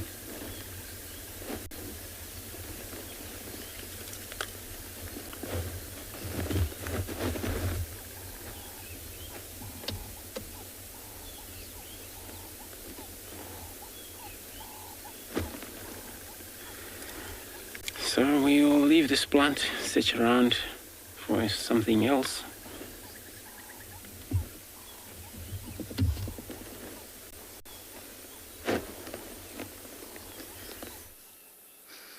I've just found one of my favorites. One of the greatest ambush predators in the bush.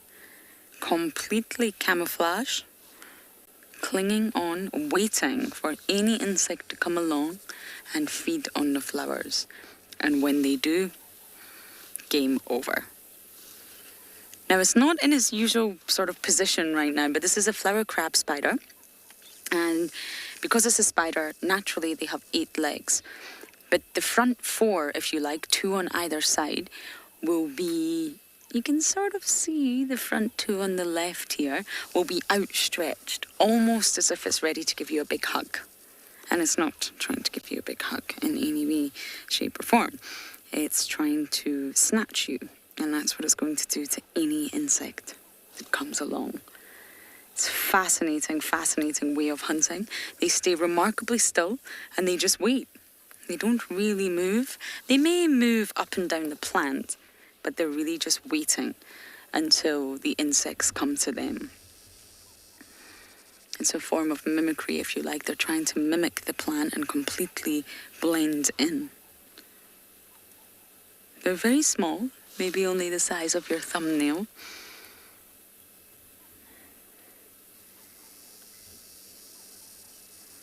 And normally they sit just above the flower or underneath the flower in order to completely surprise their prey.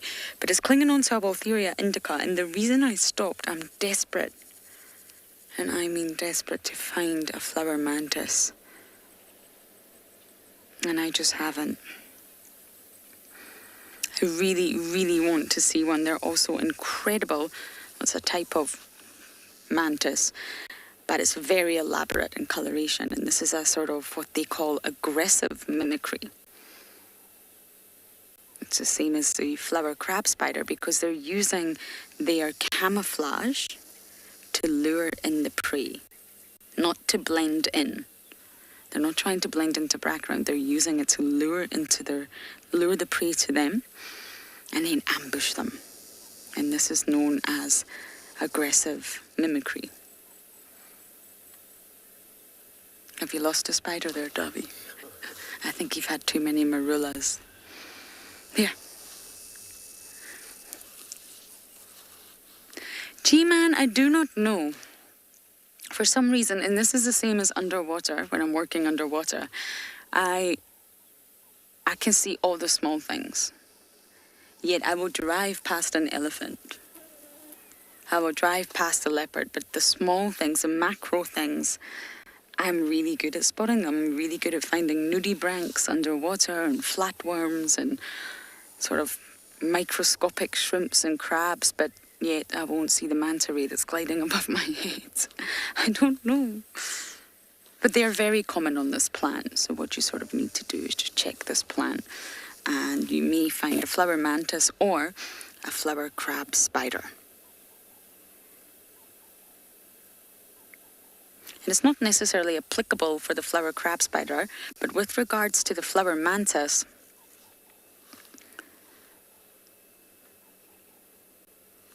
Daniel, yes they do. They can. They can switch their colours to blend in with the different plants. Not a quick colour change or anything like that. There's sort of normally a nice palette of colours that they can choose from. Pinks and yellows and soft greens. And they will blend in with the plant, their host plant. They just sit like this. Just waiting for their next meal. And of course it's summer, there's insects buzzing everywhere. Their next meal should not be too far away.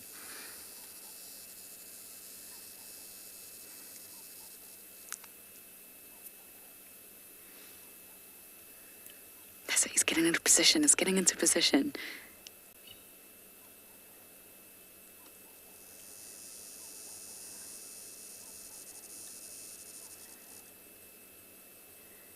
See those long front legs.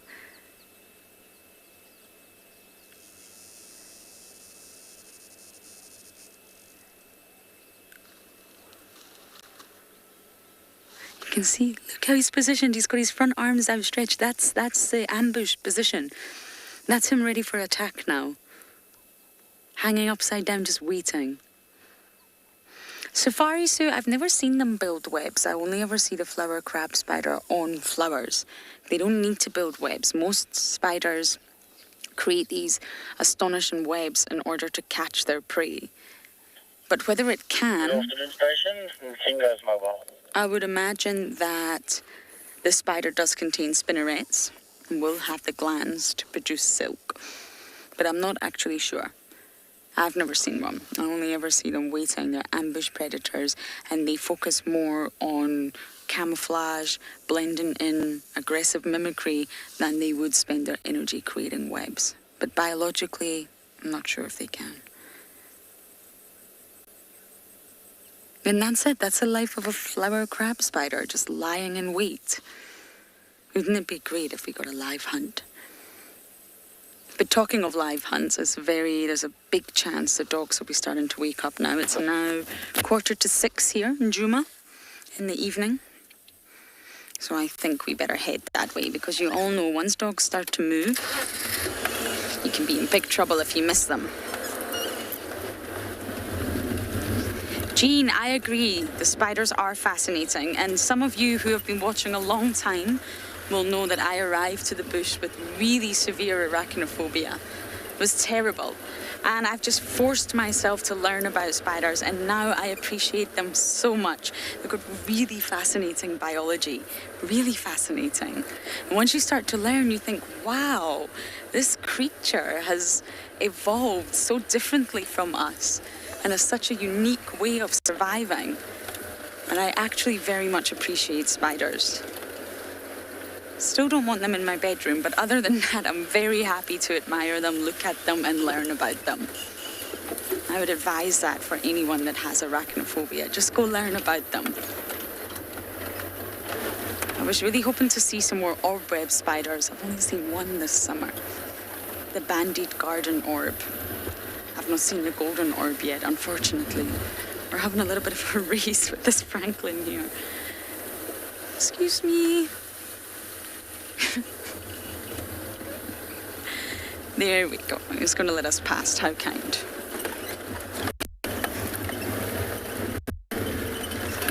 And in most species of spider, the sexes have evolved so differently. In most cases, the females are so large.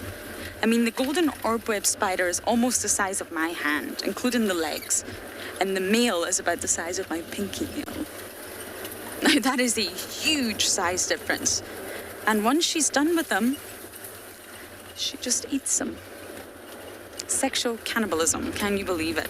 The females are very aggressive and they do not tolerate the males. They need their sperm, but they don't tolerate them at all. So the males have evolved special techniques to lure the female with food, little food parcels, keep her occupied while she's eating and she's no longer hangry, and then the male will quickly go deliver his little sperm packet and then run away again to make sure he's not eaten. I bet you feel good about being a human now, Darby. Imagine being a male spider.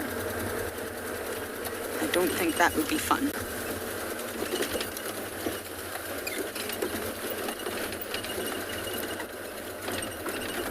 Okay, this is one of the worst roads, but we're going to quickly race around, catch up with these wild dogs, and for now, we'll send you across to Andrew.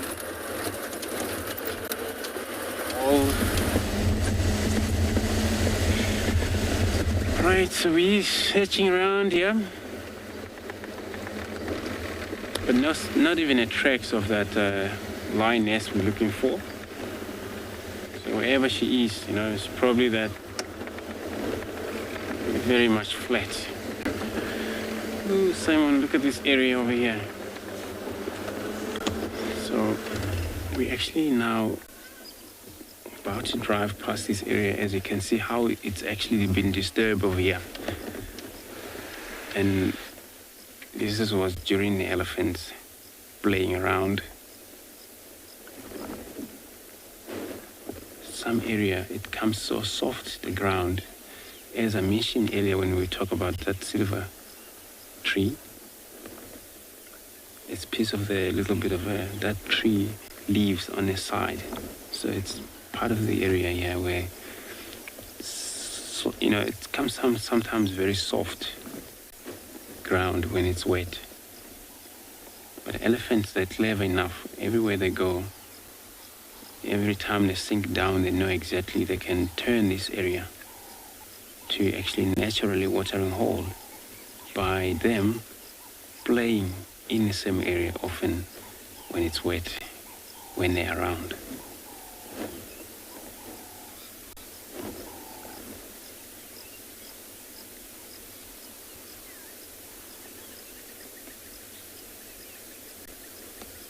So next time the rain comes, they'll visit again. They're probably going to do the same thing until it's well developed.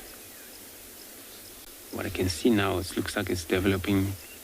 Eventually it's going to block the road. We're going to have to shift a little bit.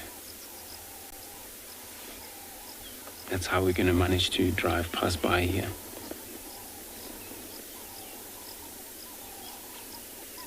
But once the water's stuck there, it's for everybody to drink. Warthogs, Impalas, those. they mainly get dried off quickly during the winter because it's not actually a big thing. It's just actually creation is all about that is taking place right now.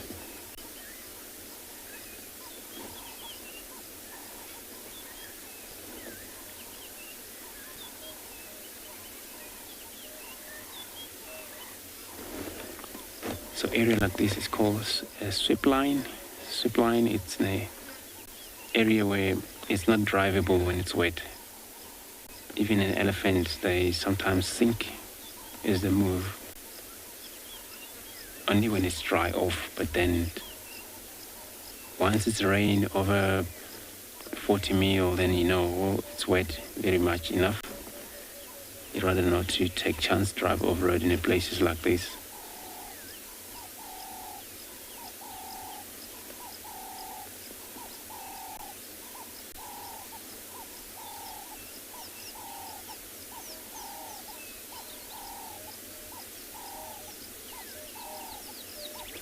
Elephants are so clever and they're so important because they can also create their own ecological environment or feeding area.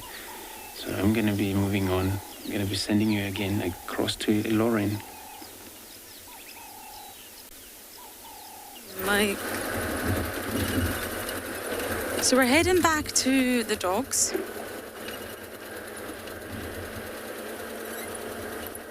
But I've also just heard the leopardess that I have tried 1 month to show you all has been found. It would be a bit of a race against time. So let's just see what the scenario is with the dogs right now. I have been trying very hard to show you a leopardess called Nkanyeni.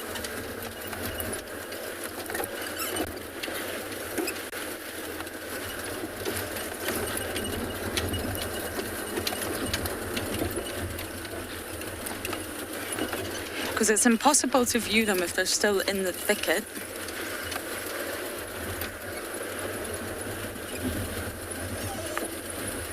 Don't see any signs of them. Let me just listen.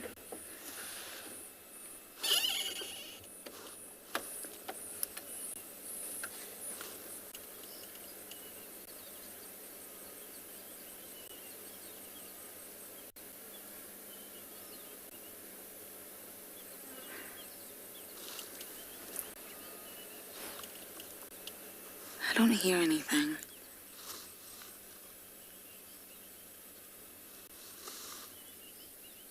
I'm just going to get on the radio to Andrew.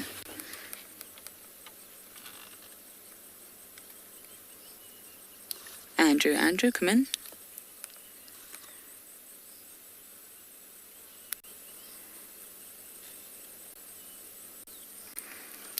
Andrew, do you copy?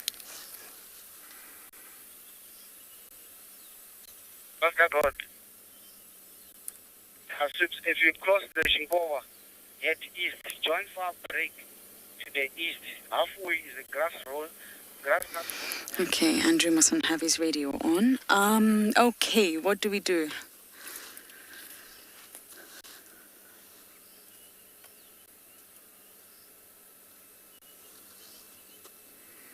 Okay, I'm going to decide what the best plan of action is here, and for now, we're going to send you guys down to Swallow.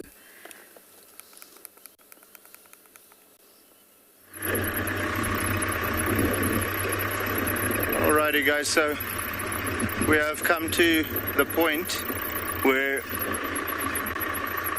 we have to make a decision on these cheetahs. They were hunting, definitely, and they were running around quite frantically. The last tracks we had was of them heading this way. We didn't see anything crossing over the road, and I did walk the entire block to make sure that there's nothing coming through. So with that being the case, we've decided, Craig and I, that if we finish this road, it's going to curve around like this.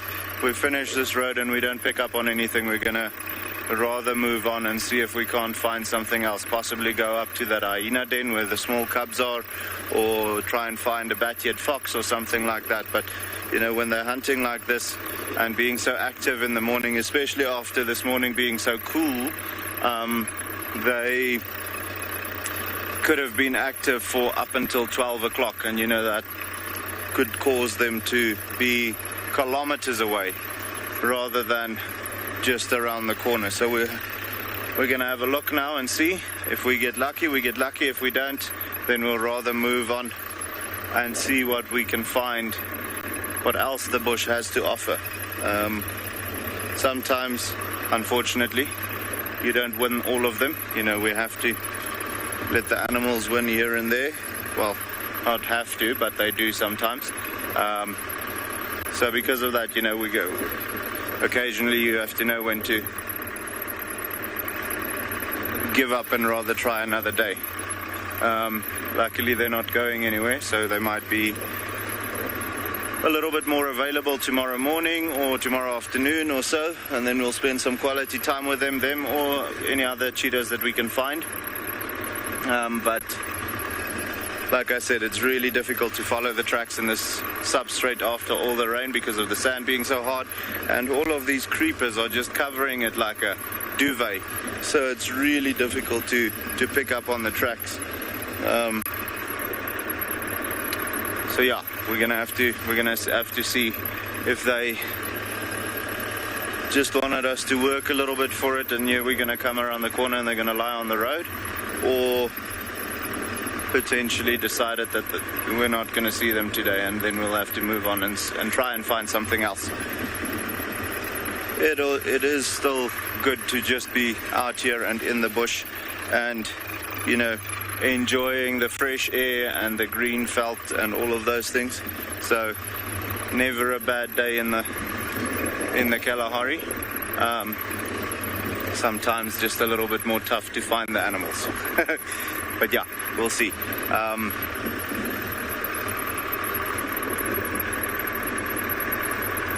As I was following the tracks, we could also see. Thank you so much, guys. Yeah, it's good to be back on the show. We've been rather busy with the guests being allowed to come back to the reserve itself. So with that being the case, I was driving guests that are staying at Swallow. There's a baby jackal running just over here. Well, not a baby, but a juvenile. Let's see if he wants to stand still. He's going to come through at our 9 o'clock now, Craig. Should come through. There he goes. Still a young one. You know, they were probably born around, I want to say, mid-October, possibly beginning of November. So quite a bit smaller than what you'd find with a adults, and also their colors are not as pronounced yet, but they are getting to that point where when mom and dad is not around, they start being a little bit more adventurous, and they're moving away from the burrow site and so on, or the den site, and that, you know, sometimes can cause them to be in a little bit of trouble. There I'm seeing another one on the right hand side. That one looks like mom or dad though. You'll see the colors are a little bit better. Black jackal. She's coming, well, no, going away from us. Just awesome, that little trot. Shame they seem like they're a bit hungry. The pups must be taking quite a bit of energy out of them. But yeah, definitely one of the parents of this pup that was just running here. Always cool to have them. Sorry guys, to come back to me being back, it's wonderful to be back on the show, and I'm hoping that we could have some awesome sightings together. I am seeing there's a kudu bull with a broken horn. I just want to get an open corridor for you to get it on screen. It's quite far away though.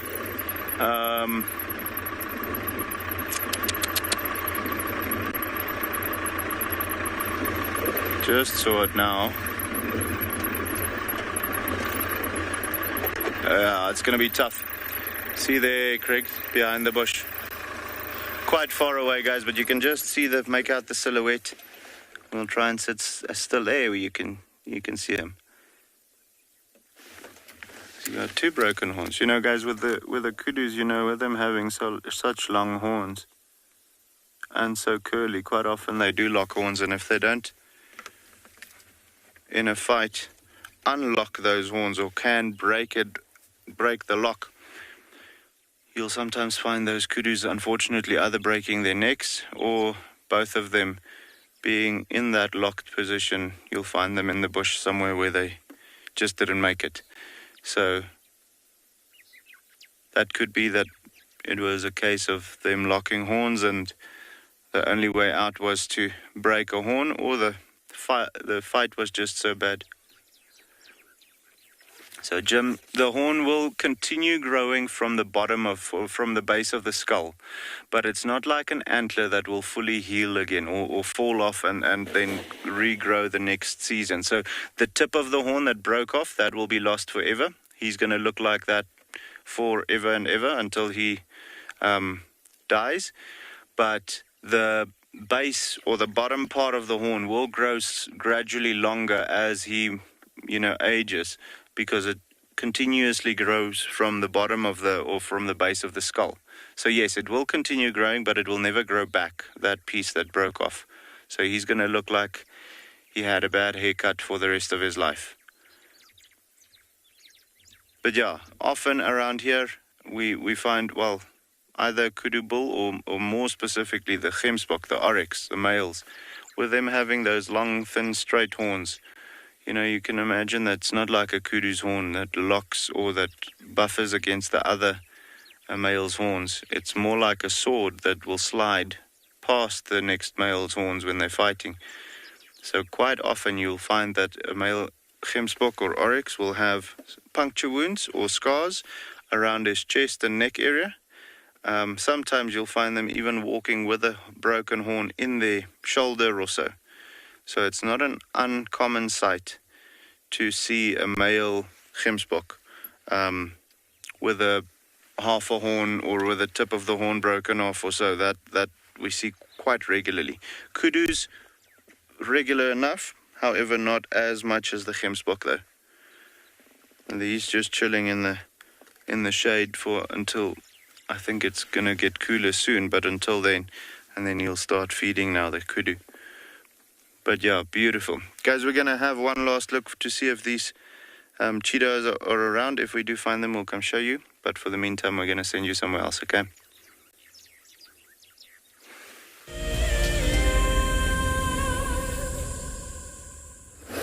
Okay, everyone, I'm doing it. I'm a bit of a risk taker, and I'm doing it. We're going to Ferrari safari all the way down quite far and try and see if we can just get a glimpse of a Kanyini and her cub. Davi and I actually had them the other day, but unfortunately they were right on the Kruger boundary and it's a little bit too far for us, but we're going to try, because this is the one leopardess I've been really determined to show you all. There's quite a prominent, dominant leopardess in the area, but she's just always been a little bit too far east. But she's similar age to Tandy. She's much older, and she's got a cub. So here we go, Davi, we're on the highway. Let us fly. The bush highway, of course. This is not really a highway. But we're going to do our very best. Andrew's in the area, so he's just going to keep his eye out for the dogs, but they're not showing any signs of appearing at the moment. So we may as well try this leopardess. You never know until you try.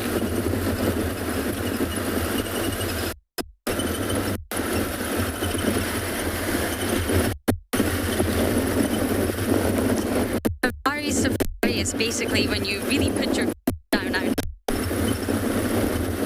It's almost impossible on some of the roads, but on roads like this, it's possible.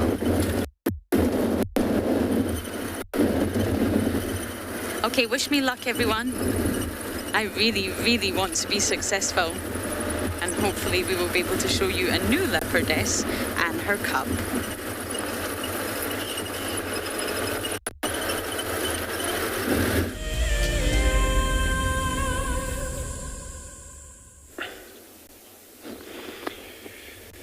So cool. Look what you got now. And we back now. I can't believe here. We're back to quarantine again. We started with a kudu earlier and Impalas. Now we got a few of blue wildebeest came into the area. And the dog, they still haven't moved. Lawrence was there, but she's gonna go try something else. We're gonna go try wait there to see if they're gonna do any movement before very dark, these dogs. So this is actually a very good area for this dog to exercise a strategy surrounding this area, open area. There's Impala in the background. I've seen calf also within this wildebeest, young one, which is still a little reddish in color.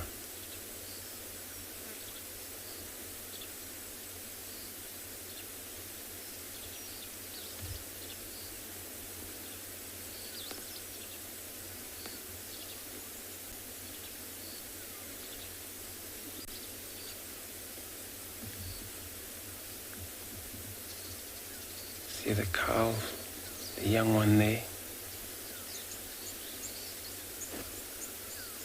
I only see one, usually this time of year, because they breed December, early January there. So maybe they will still give a lot of birth, these females.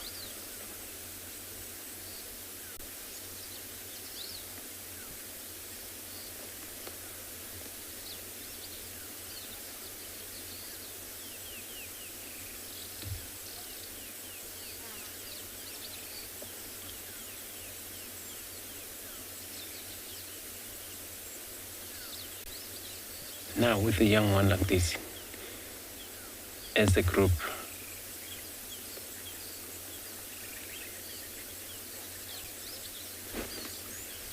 so Marianne asking if the wildebeest ever get locked their horn stuck when they fight. I think that's what she's saying, and they don't. Their horn is not actually curled up like with this antelope. Kudus and those Impalas and the springbok. So springbok and kudus can be lesser kudu, greater kudu. We have a greater kudu around here. These are the one that they lock their horn when they fight, the males only, because their males have horn. And they're harder to unlock them when they're in that situation. Mainly die that way together, finally, or finish it by anybody around the carnivore species. So this one, no, their horn is pretty much like cow shape. They're, slightly twist up and turn like pretty much narrow in, very sharpened. Looking at the male over here, the dark one.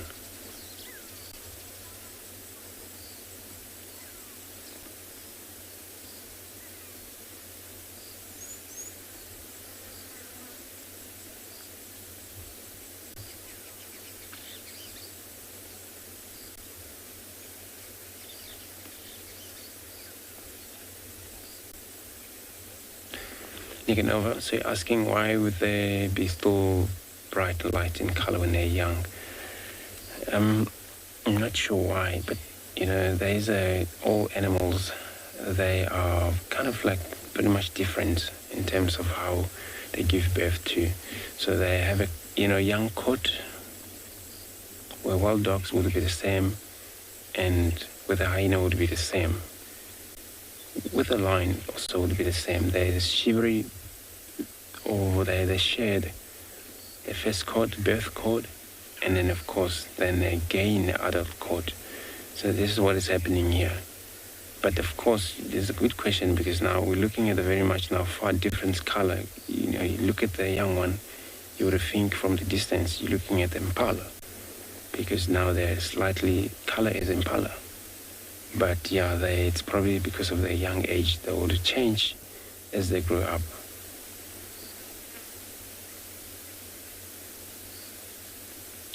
won't be for any camouflage or confusing any predators or to think of. Because Impala, they're vulnerable. When they lack Impalas, then predators will think of, maybe it's Impala, they'll go for it faster and kill it.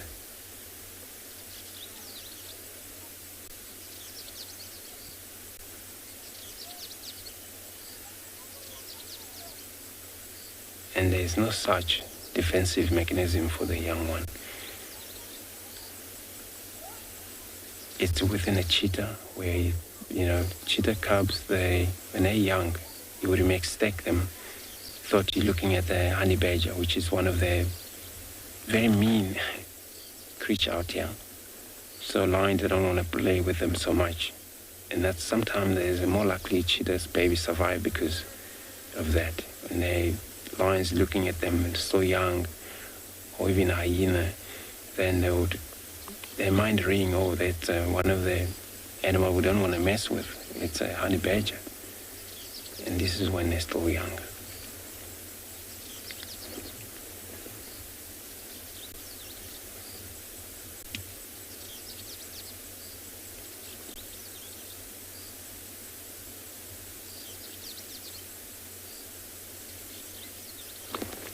So yeah, male and female, they both carry horns. Pretty much the same shape of the horn. Difference is the male, it's got a very dark color compared to the females. But you still see this hairy stripe.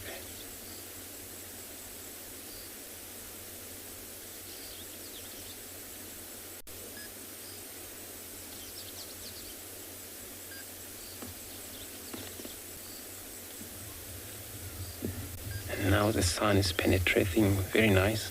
See the beauty of brightness.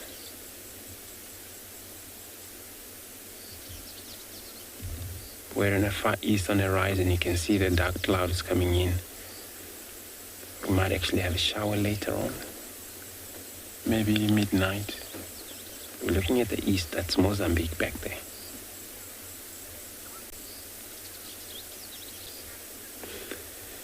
So we're going to go visit the dogs. In the meantime, I'll be taking you across to Ntwalo.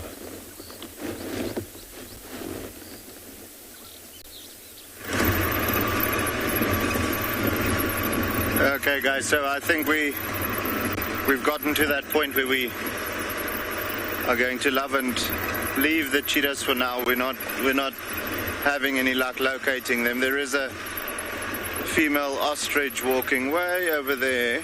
I'll show you now, just in the distance. Now those two boys, funny enough, they do love going for the ostriches. We've seen them quite a few times. Not necessarily make the kill, but we come across them and they have the ostrich already. And you can see she's noticed now that we spotted her, that's why she turned around there. The ostriches out here seem to be quite a bit more nervous than what we find in the Kruger.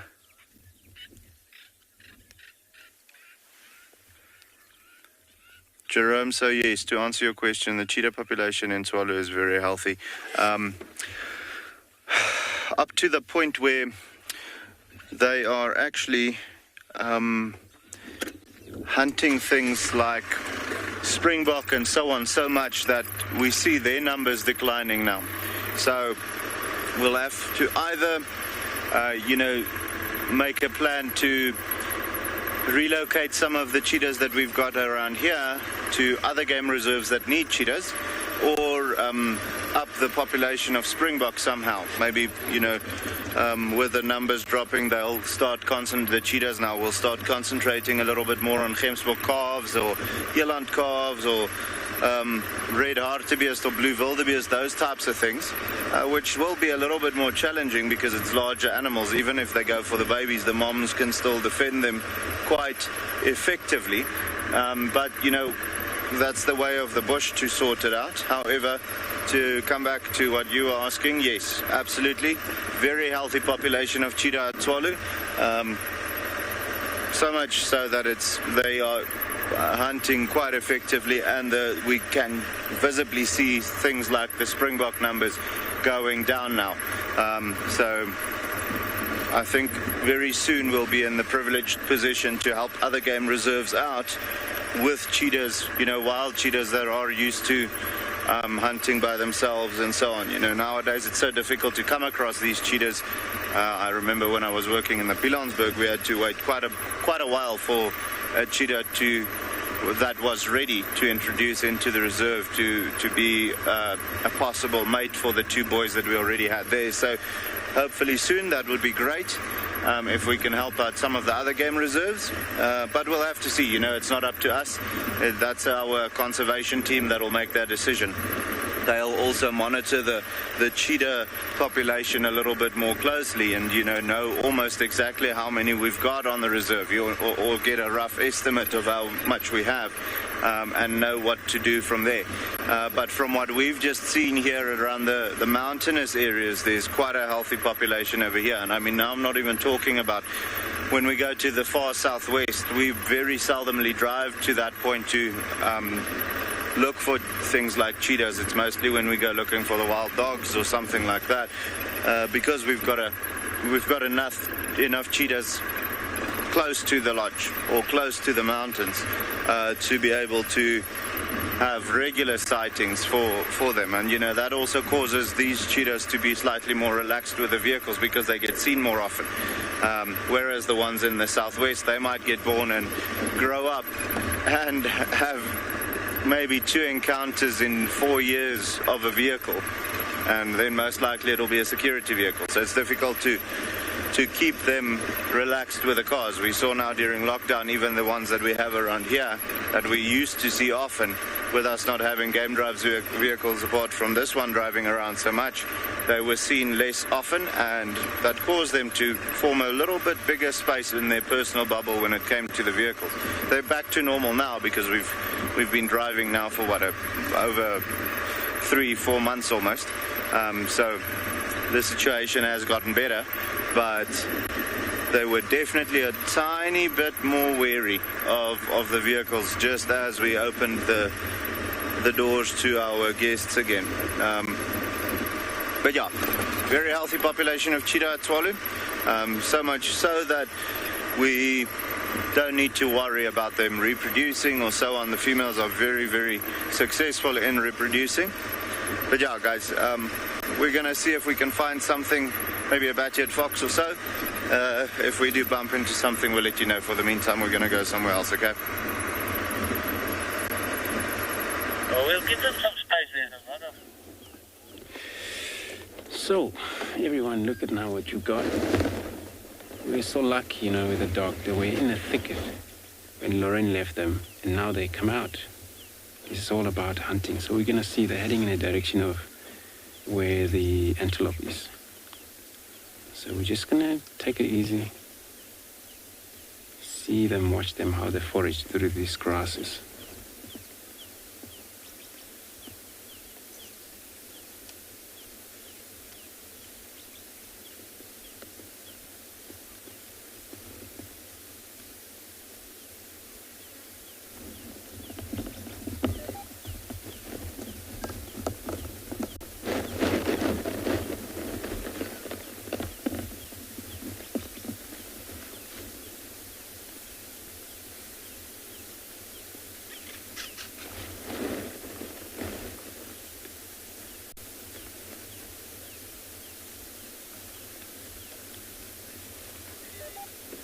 Sure, I agree, everyone. When you're so excited, I'm also so excited just to see them getting mobile for us. So I'm gonna, because the rest of the adult already lead forward, so I'm gonna keep up with them.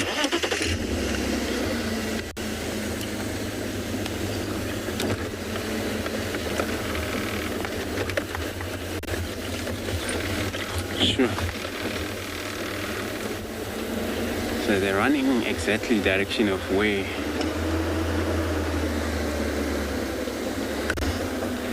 Sophia, so you're asking if do wild dogs bark? Yeah, when they see dangers, they do. Presence of danger, they do bark. but not very much. You know, there's kind of like warning that's a danger right here for everybody in the packs to be aware of it.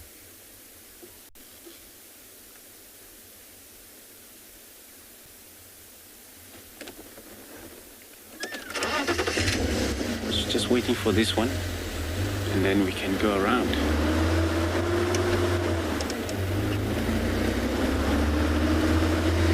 Let's keep up with the rest because they're quite quick.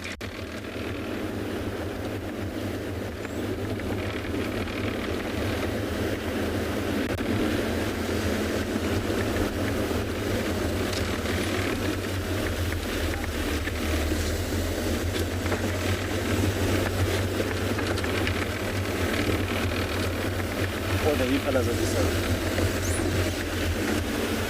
Okay, so let's cut.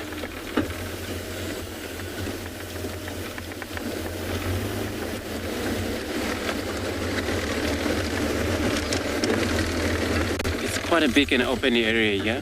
So they're trying to check wherever.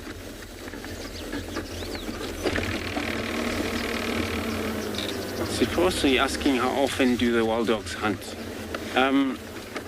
So every day they go to hunt, and they need to feed them, especially with this. It's actually huge packs over here, and they all have all their puppies with them, so they need to actually feed regularly.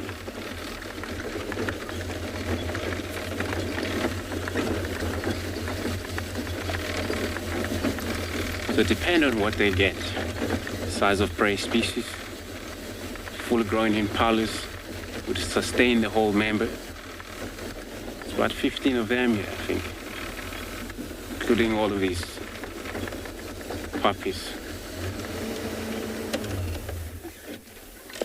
So we got them there with us still. So now the impalas are right behind us. Here there's no impalas. They're probably picking up some scent because this is where we first saw impala when we say hi to everybody this afternoon.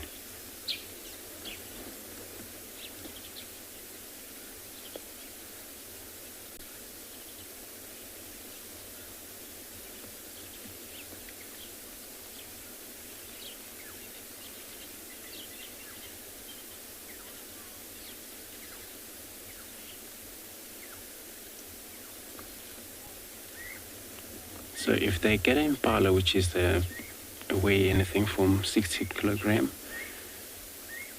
they would be satisfied for maybe all day. But you know, day after, they will probably gonna need another one.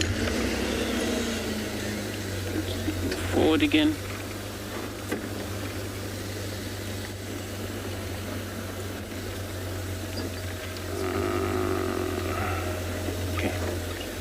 We still got them there.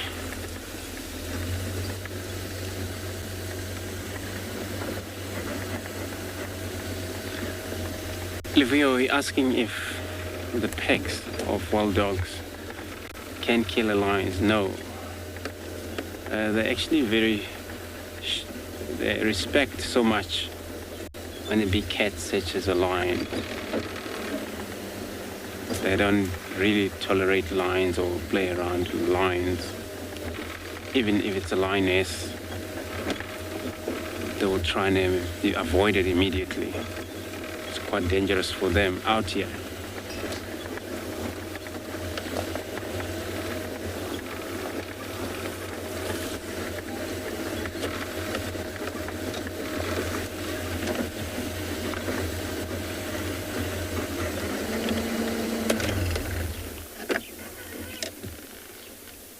Talk to the other guys, give them the location where this dog's going.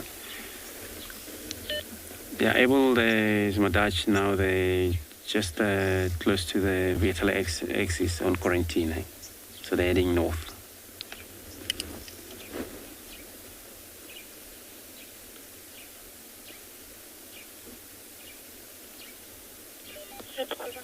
Thank you.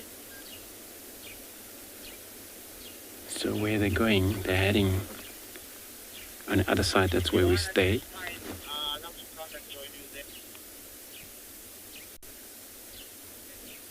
there's a presence of human and activity out there. So we're just gonna see if they're gonna lead east, then they will be crossing down to Gary Dam. We're gonna have to go around. But for now, we're still gonna keep the side of them here.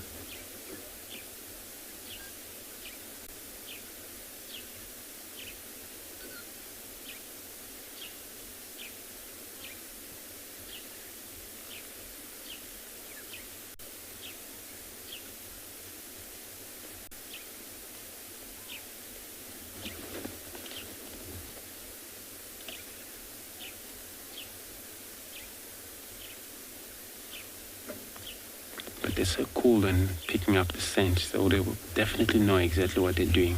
They would spread around. They'll spread around in this open area. Some of them, they will pretend like they're going away, but they will spread around. So I'm gonna stick with those available close to the open area here, just to get to make sure that we don't lose the sighting.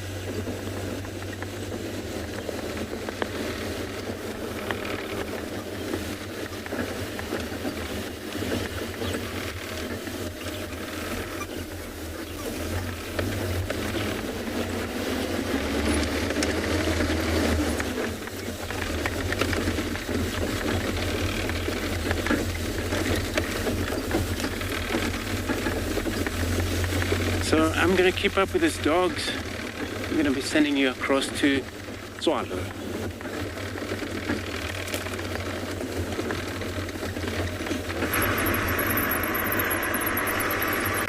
Alrighty, so yeah, guys, I think we made the decision now to oh, here's a bat-yet fox den with pups right next to the road.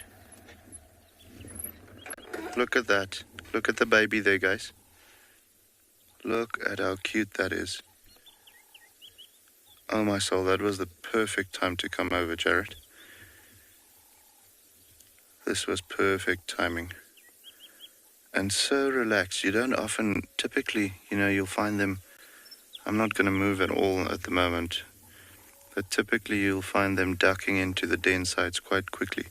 I'm pretty sure the rest of the litter is actually in the burrow.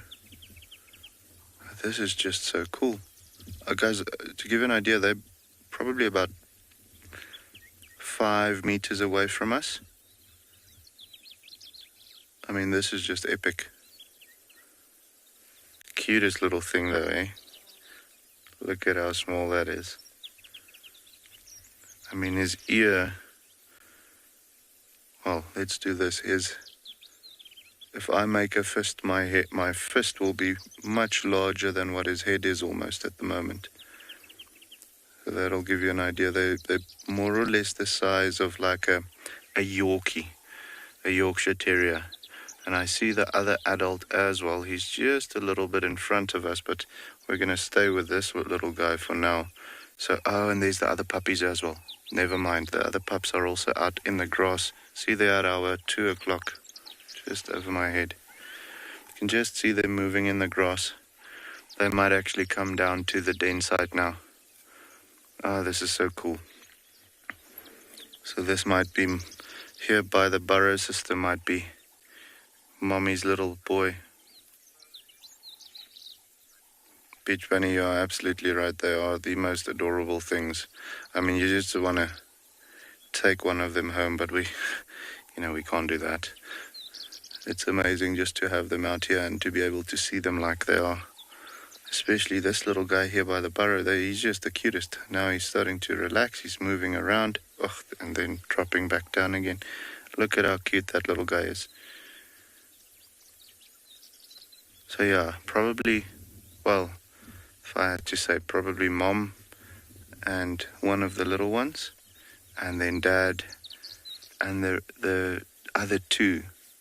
From what I could see, I could only see 2 other puppies. So that's quite the typical litter size, They'll have anything between 3 and 5, in exceptional cases up to 6 pups at a time. But as you can imagine, with them being so small, even when they are adults, there's quite a few things that can go for them. So the pups, unfortunately, don't always all make it. But 3 is a good number. I feel like the the adults have enough eyes and ears to just be able to take care of three very effectively, a fourth and a fifth one also, but there are unfortunately going to be casualties here and there. So we often find that they very successfully raise 3 pups. And you know, this is such a lucky strike. You know, this is just what I was talking about earlier. Sometimes you need to take your focus off something like the cheetahs.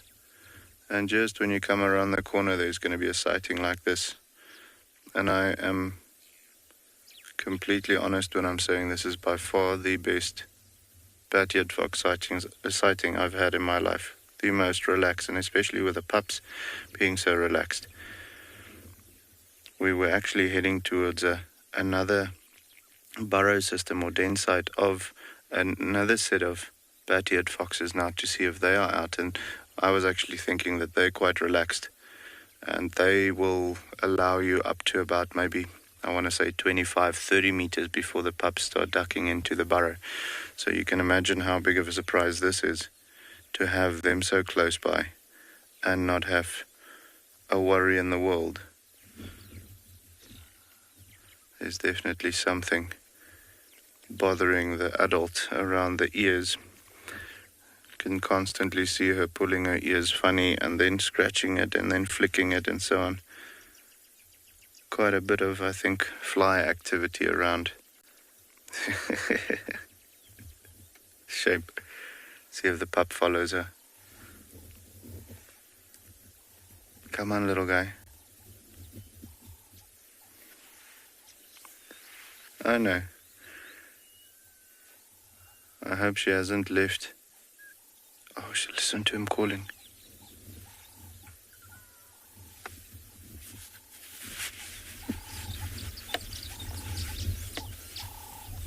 Oh, shame. There we go.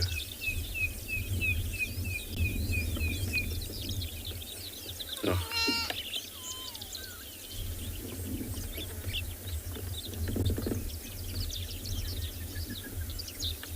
That is amazing. I can see the other puppies. You can see their ears flicking there in the grass. He's going to link up with them now. Oh, that's beautiful. This is incredible. As I know the grass is quite long at the moment, but I mean you can see these ears flicking and so on, and we have been spoiled at the moment, well, up until this point with the quality of the sighting that we've had. It actually looks like they're all coming back to the burrow site now. This is going to be epic if they do. They might actually be foraging a little bit as well. I can see those ears of the adults pointing down quite a bit. They use those ears quite a lot, well, almost completely. Only their ears to detect a food source. You know, those ears are so good. They can listen for a beetle or a scorpion or so moving underneath the surface of the earth, and then they'll start digging and grab it.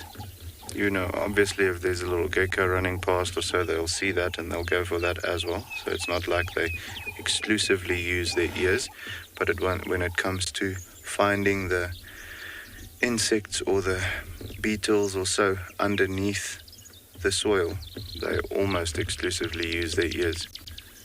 So that's just amazing.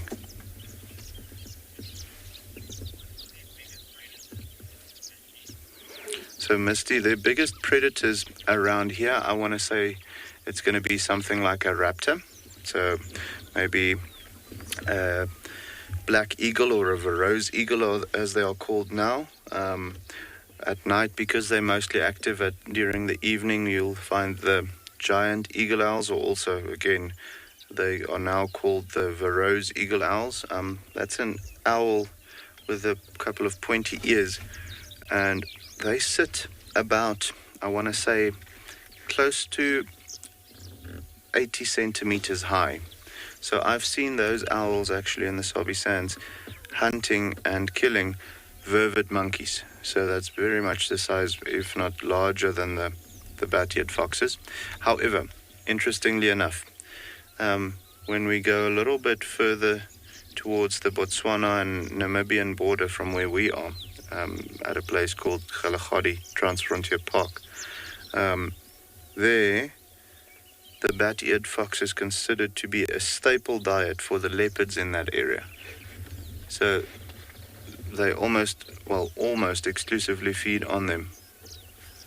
So we don't have as high of a population of leopard in Tswalu. They estimate to have about 7 adult individuals over the entire reserve. To give you an idea, that's over 110,000 hectares.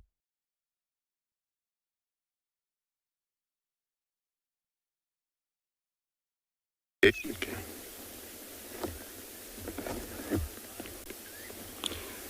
Sorry, Tswalu. As you can see here, beautiful of the sky, sunset. But we still have a visual of the dog as well, so which is cool. It's actually nice and open area here. We have one dog that was attempting go after Impala and gave up. And looking back now to the rest of the pack that way.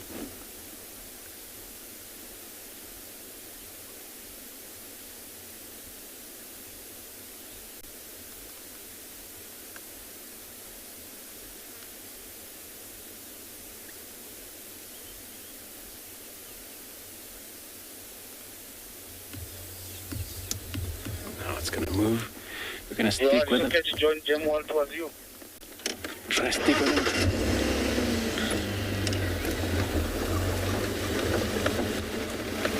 So they spread around. If the other members kill something, it's got to be a lot of a call that's happening. So this is how this one will respond to the others. But let me now go back to the rest there, because this one is moving far in, deep to the bush.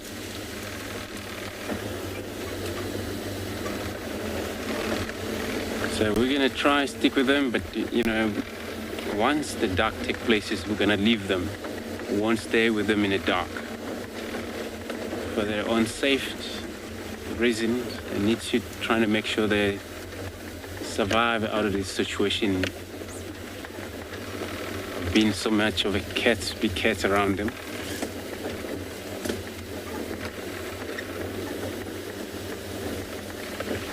Sure.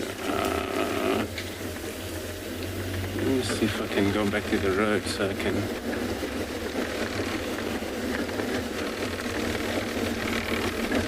keep up with them very fast.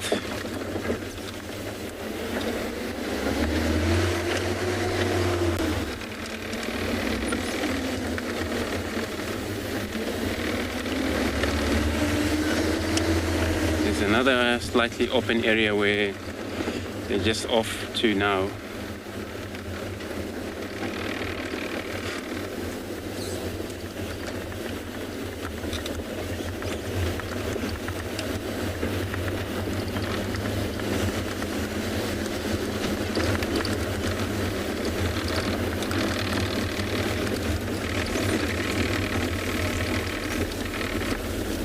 GX, so you're asking how good a hearing of a wild dog. It's incredible great. So hearing, sense of smells, sight, this is what brings them all a lot of success. Where they're gonna hunt by sight, smells, hearing as well. So as you can see, they're well developed with these massive ears, like dishes. Several like dishes, size or shape.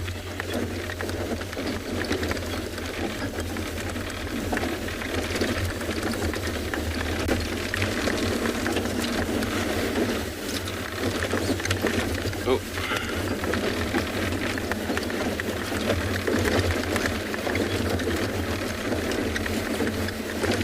So we're so lucky that we're traveling the road here. Otherwise, it won't be easy keeping up with the dogs. So I'm gonna see if I can able to locate them along this road.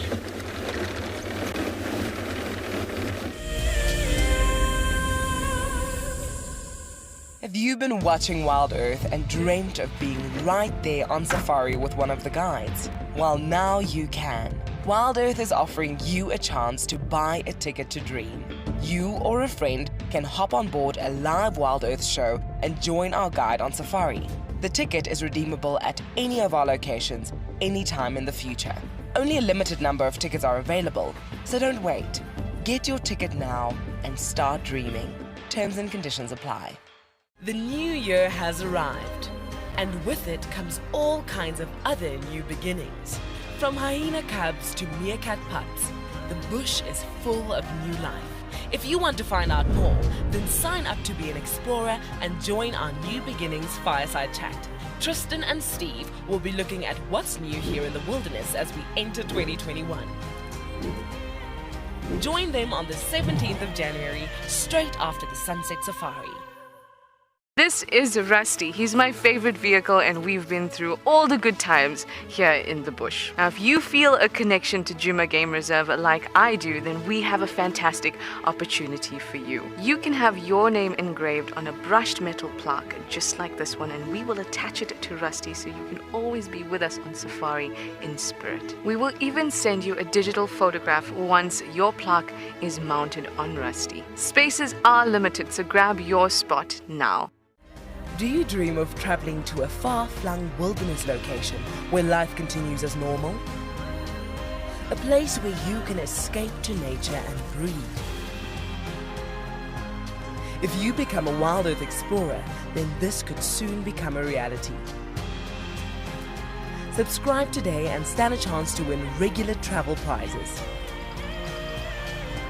Wild Earth Explorers, it's in your nature.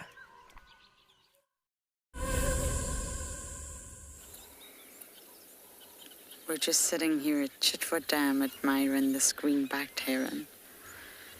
Our mission didn't work, I'm afraid, everyone. We managed to see Kanyeni and cub on a kill, but no signal, and I feel extremely sad. I have tried many times. Wonderful leopardess. Always together with their cub, just like Kuchava. But no such luck, everyone. But even although this guy is hunting, I think it's really important that we show you the colors around this dam right now. We're at Chitwa, you'll see the lodge, but it's just absolutely beautiful.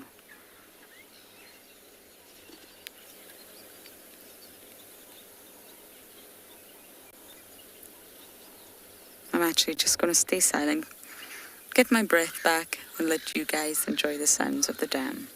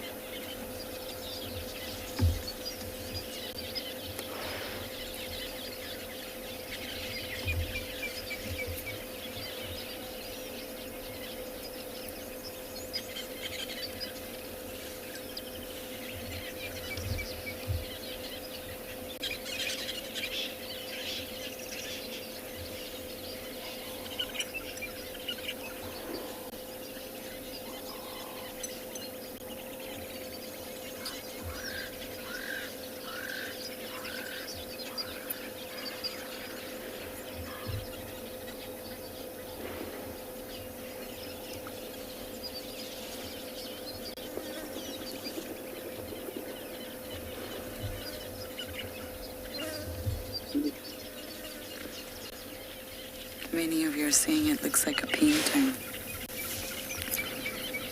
It's so idyllic. It's perfect. Chitwa is one of my favorite properties. Small, but I just love it. I love coming down to this dam. way here, Garvey. There's actually a lot of thickness around Chitwood Dam.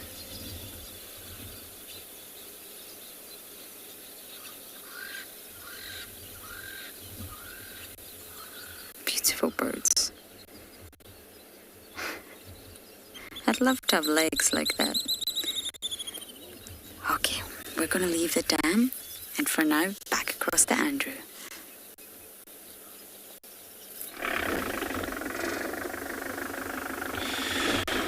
Thanks, Lauren. We got the dogs again in that small open area we were talking about.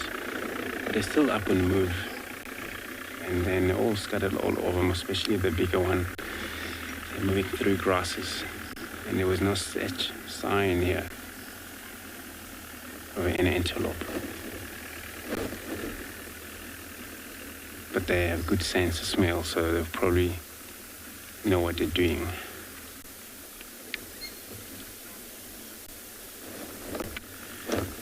So we still have one here on the road, and some of the young ones haven't crossed this road yet, but they will be shortly.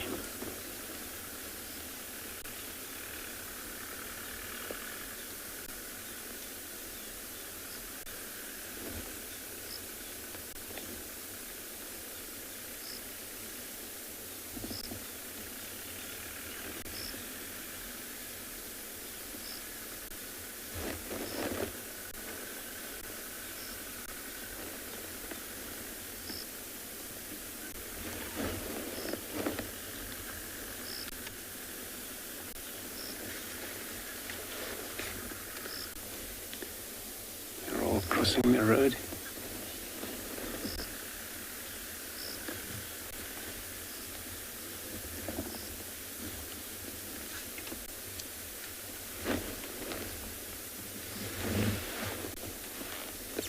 So we're gonna go around because it's very wet around here.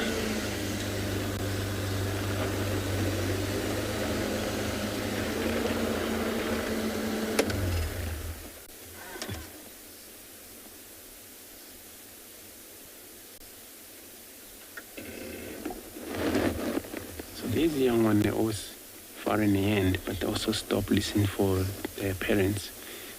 Once they got something, they would be really much, they would definitely going to communicate to these ones. So this is how they will know, and they'll respond to that area immediately. So I'm going to, as all of them cross here, so we go back to the road where we just drove in.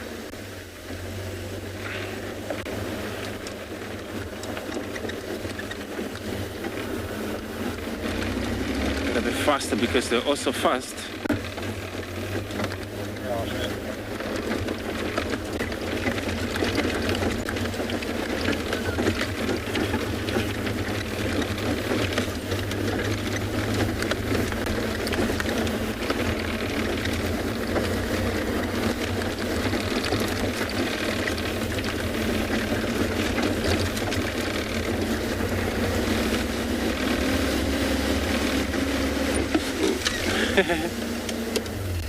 So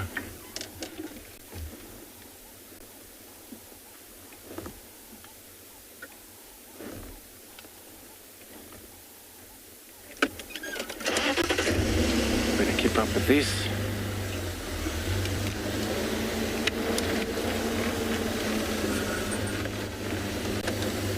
So I'm gonna keep up with these dogs here.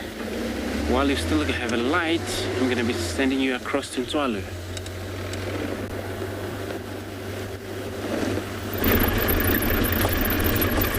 Alrighty guys, we're here. So Craig and I were just actually discussing how beautiful the sunset again is going to be tonight. Those clouds are just stunning.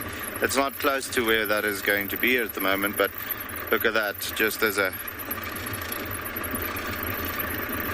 as a little starter.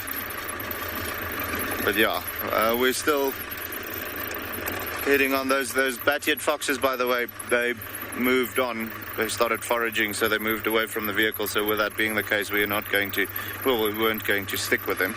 They treated us as much as they could. Just to complete completely answer that last question. Around here at Tswalu, the bat-eared foxes mainly get fed on or get predated by the large species of owls, also the larger eagles during the day, and then something like a rock python or so. And I mean, obviously the leopards will go for them when they come across them. Maybe a cheetah if he gets lucky. However, I don't think that'll be the case. But yeah, those particular animals, I think. And Craig also mentioned a honey badger. You know, that's something that I didn't immediately think about. But they will not necessarily actively hunt them. But if they bump into them, they're definitely going to be enemies. And if the honey badger gets to kill them, you know, a honey badger will eat anything. He is just the Chuck Norris of the bush. But yeah, we're hoping to maybe pick up on another pair of bat-eared foxes, or possibly, well, the cherry on top would be a Cape fox den now with puppies, but we'll have to see. It is going to be a little bit far away for us to reach the hyena den at the moment, because I think we're going to run out of time before we even get there. And with it already cooling down quite a bit with the clouds covering up the sun and so on, that female hyena would have most likely started getting active a little sooner tonight. So with that being the case, you know, you don't always want to be, well, you don't want to be at the den site when mom's not there. Even though the cubs might be relatively relaxed with the vehicle, you still don't want to do that. So we'll do that on another afternoon maybe. But, you know, we've been quite lucky so far today with just bumping into animals. So we might even bump into a different cheetah than what we were looking for at the moment. This road particularly is good for the bat-eared foxes. Well, Cape foxes as well, but bat-eared foxes in particular. We might even get an African wildcat in all of these thickets on the side or so. So hopefully we'll get lucky and get a good sighting not too long from now. Still can't get over how beautiful the Kalahari is when it's green. And as you can imagine, guys, if you look here to your right hand side, how long the grass is, it's difficult to spot the animals. But we're going to go over to Andrew quickly with the dogs, okay? Follow them there. Alright, so we have a glimpse of these dogs. Finally, they've moved into the bush over here. And unless if they come back to the road again, I'm going to drive slightly in wherever I can. But, you know, in the bush, they run, so they're just going to try a little bit. If I found it is too much, then I'm going to leave the area and then maybe turn around, go check different area. But now they're heading west from this area. They will probably come out. Yeah, we still got them. Whew. So yeah, we got them still here.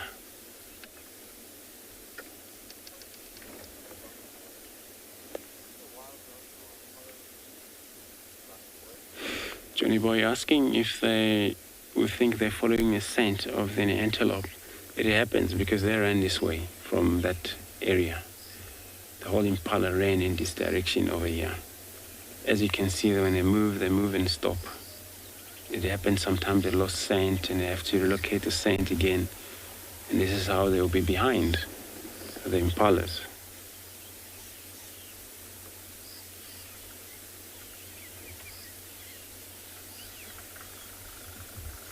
And if there's anything come across here, surprise them, antelope, they would take anything they could.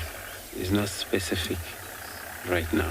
It would have been a grey duiker, would have been a steenbok. It will be taken down.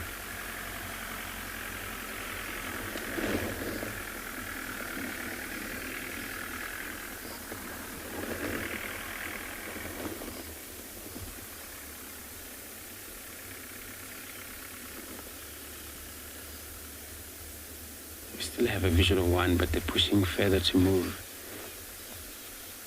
away from here. Here they go.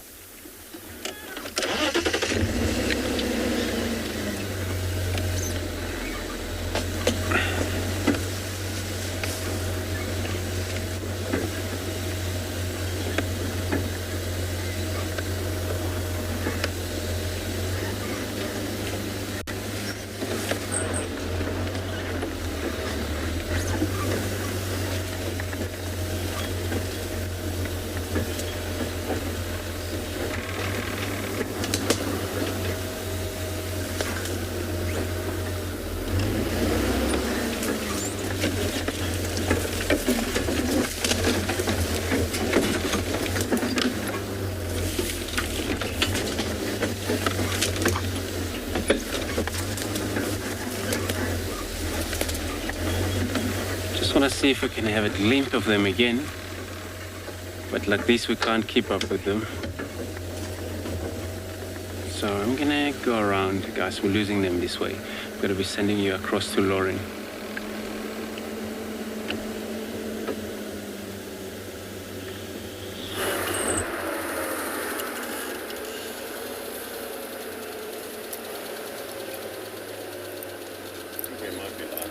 Oh, I'm live. Oh, I didn't get any comms there. We were actually just on a whim checking. Sorry, this is not easy to reverse the Mulwanini. Because apparently Tandy's son, her cub, keeps coming back time and time again to the same spots. So whether he's hoping to reunite with Mom or whether he just really likes this spot, I'm not sure. But we had him here the other day and he keeps returning. So while we were in Chitwa, we can hear Monkey's alarm calling. So we thought, why don't we just check the Mulwanini to see if he's there. He's sadly not there. And I am reversing through this dry riverbed, which is actually harder than it looks, believe it or not.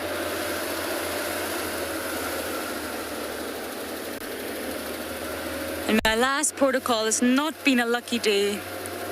It's a hyena day, and maybe that's where I'm supposed to be all alone. Michelle, I lost them moving west, so they'll probably come out there. Okay. We made it out. Getting back. There we go. I think it's been like the 4th day in a row. He leaves, but Tandy's cub comes back to this point, so I thought it was worth checking. There's definitely a very upset monkey around.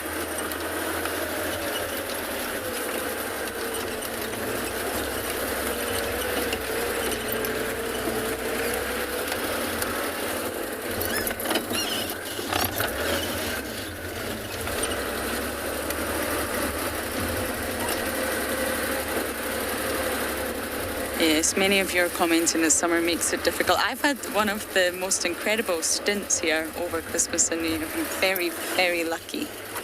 Extremely lucky. But today's not been the luckiest of days, but you can't give up out here. You've just got to keep trying. But I mean, Tandy or her cub could actually be in this long grass right now, and we would never know. Especially when it gets to this sort of time of day when we're losing light. The sky is awash with all sorts of colours, which is really beautiful. Oh. Hello, guys. Are we just having a nice sort of relaxing time? A waterbuck conference. I wonder what you're talking about. It looks very important. And the Impala's trying to listen in. Must have been a busy day for the waterbuck. All females. They'll be very glad to know the dogs are not on Chitwa.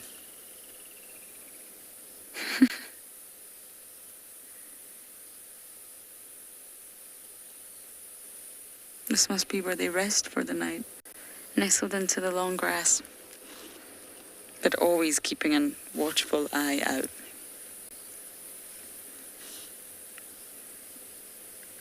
I think this one's keeping a watchful eye on us. You see that?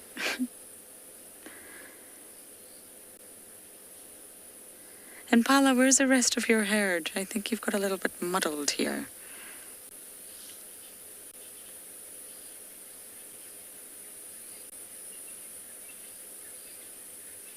There's a nice size comparison for you of Impala and Waterbuck.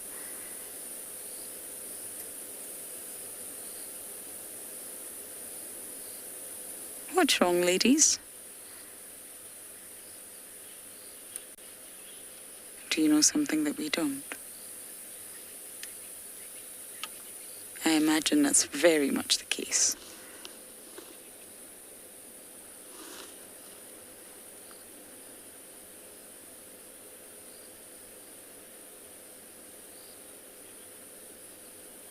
Carla, exactly. The Waterbuck were having a very important meeting, and the Impala was eavesdropping. And I was going to take all the secrets back to its own herd.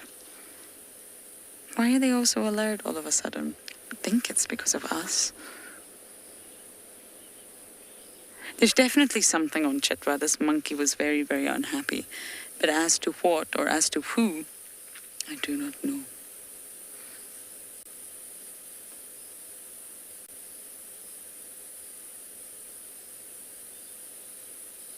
It's a small female herd.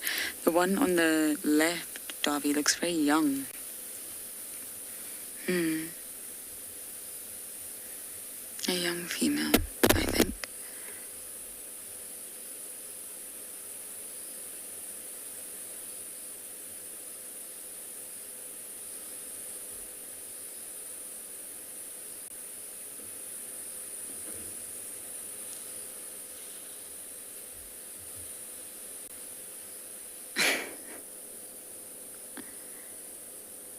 I often think about the antelope at night and how you have to stay so vigilant.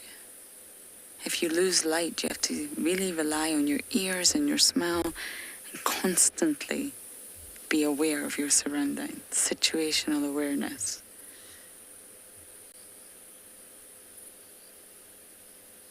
I'm aware of nothing when I sleep. I'm such a deep sleeper.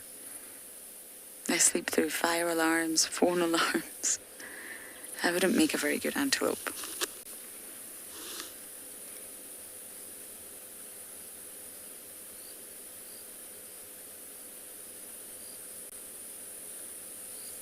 Oh. What's all that about, ladies?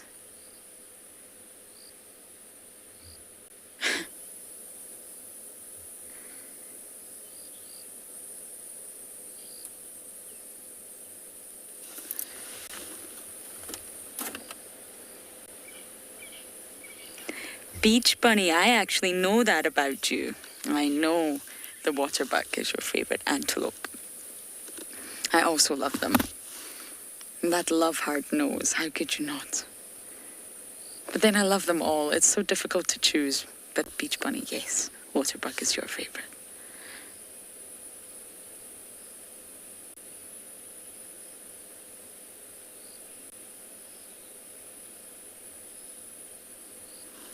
Let me do a time check. Oh, okay, we do have enough time to race to the hyena den, and I think we should. It's my last drive for a few weeks. I want to see the hyenas. Ready, Davy? Yep. Okay, Wendy wasn't ready, but we are.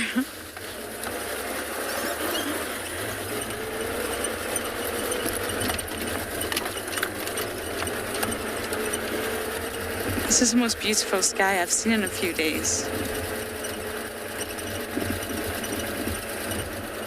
Okay, I need to put the foot down just a little bit if we're going to make it to the hyena den. And this is perfect timing. It's cool, it's getting dark.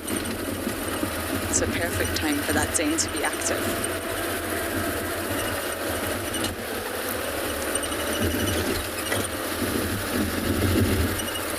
Okay, I'm going to really Ferrari safari to the den, and you guys are going to Ferrari on down to Swallow.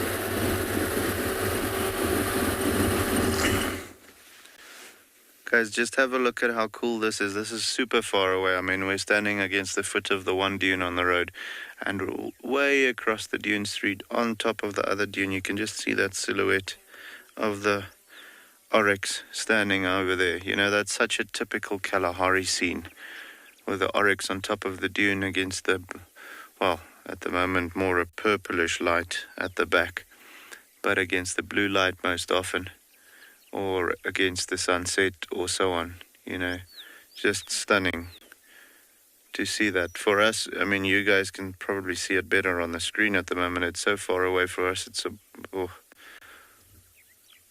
like a little midget, but very, very cool to see that. And they just, like now, he'll sleep on top of that dune most likely. However, it's not going to be a long sleep. It's most likely going to be just a little snooze, and then start feeding again. With the gemsbok or the oryx, they concentrate almost 70% of their feeding during the evenings during summertime. Because it's a lot cooler, it makes more sense for them to move during that time. Also, we have a specific species of grass called sour grass that absorbs quite a bit of moisture during the evening, you know, with the dew and so on. So they obtain quite a lot of moisture when feeding on those grass at night. So they almost don't, well, with oryx, they almost don't have to go to the water. But however, you know, when there's a waterhole around, they'll definitely do so. But they can exclusively survive on just the moisture that they get from the plants, and then also feeding on things like gemsbok cucumber and tsama melons and those types of things, which is also very high in water content. But yeah, just a beautiful scene to have seen, or to be able to see this guy on top of the dune. That sunset is starting to become more and more beautiful as well. David, you're absolutely right. It is a timeless African scene. This is what you think about when you think about Africa. You know, looking way into the distance, almost into the future, and having that beautiful silhouette at the back. I mean, even just those trees that you guys are looking at now on top of the dune. It's quite iconic of a safari scene, you know, having the trees become a silhouette against the background of the sun setting and so on. And now you can just see the vastness of what we are looking at the moment. And, you know, we're not even seeing a percentage of what Tswalu is. But yeah, that is just incredible. We are very fortunate to be able to just stop anywhere and look into a direction, and it's, I mean, this is the view. So quite spectacular. And I'm hoping that sun will start breaking through, not through the clouds, but dip underneath the clouds at the moment, because currently it's still a little bright, but as soon as it dips underneath, I think it's going to change the coloration of the clouds to a beautiful orange, or a red even. It's going to be a stunning sunset. So yeah, beautiful, beautiful. It's interesting, guys, also when we look at the environment at the moment.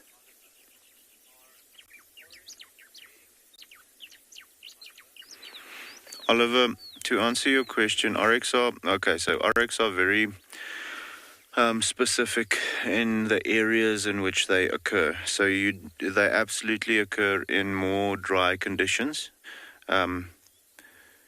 Funny enough, when I mentioned the Pilanesberg earlier, when I was working there, they did introduce oryx into that area, and you know, back in the day, they would have been there. But at that point, there was, well, that's what the conservationists' opinion was. There was too much water for them, so they stopped migrating, as they would do out here in the Kalahari, to get to different waterholes or to different areas to feed and so on, and they got lazy, and all of them got eaten by the lions. So absolutely, they do prefer more of a dry environment, more of a semi-arid environment, and with that being the case, you do see them only in specific parts of South Africa, especially in game reserves. Like if you go to Kruger or the Sabi Sands or even Timbavati or so, you won't see oryx there, because they wouldn't have occurred there naturally. It's much too tropical for them. So it is a a rare sighting to see. However, in the areas where they do occur, they absolutely thrive. So we see oryx out here a lot. I wouldn't say like you see Impala in the Kruger. Impala just take over the scene over there, but they are quite successful, and they are also in smaller herds when you look at them as opposed to Impala. So you'll quite often find a single male standing by himself, like that guy that was on the dune now. I'm not seeing him anymore though. But also, I want to say herds of up to maybe 30, up to 50 individuals. Then it's females and calves and all of those things. So we see them often around here, but it's not an often sighting. If you think about a safari in South Africa, you have to go to a specific area, either the Gelagadi or to Tswalu or to places like that to be able to see them. Semi-arid conditions. Because if it gets too tropical, they just don't cope. They're more adapted to dry conditions, dry, warm conditions during summer and cold, dry conditions during winter. This is as wet as we want it out here, because the animals are so well adapted to, thrive in the conditions that they are naturally in, which is a little bit drier than what we usually have, than what we have for this year. We're already over our average annual rainfall for good years. So typically speaking, you'll find that it's a little drier over here. So this is already a big, plus point for them this year. They're going to be very fat and very healthy. But yeah, guys, we're going to move on now, see if we can find something else, okay?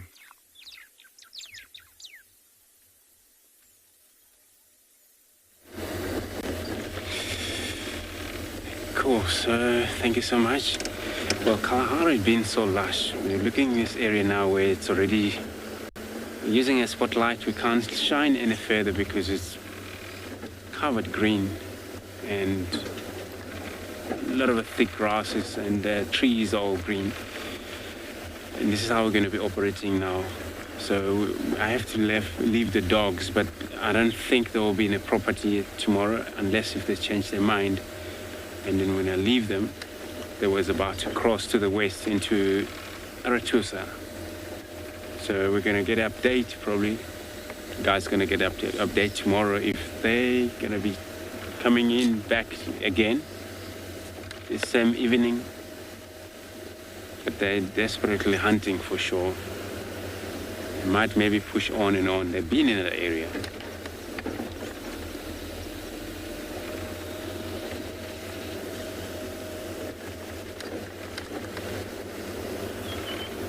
So we'll be searching any nocturnal with a spotlight. Anything small that moves about at night. This is the time we can show you guys.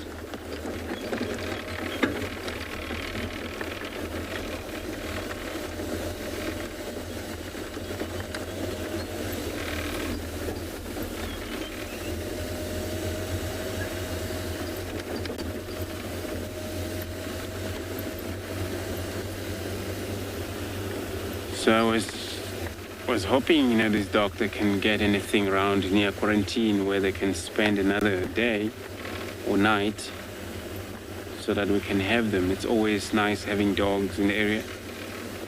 They're actually the coolest creature to look at. So beautiful. But they have to cover around so much so that they can manage their operational movements.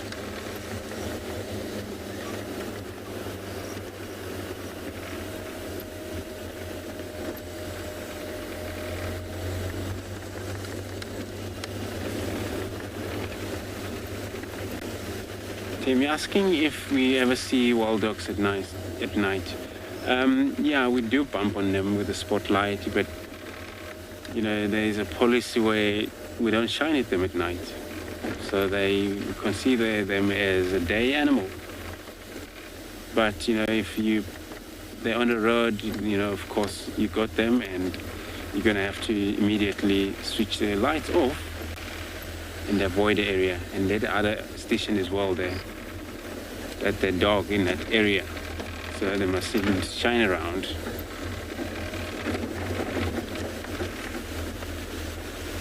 Because they still move at night, hunt also, but it's not safe for them to do that.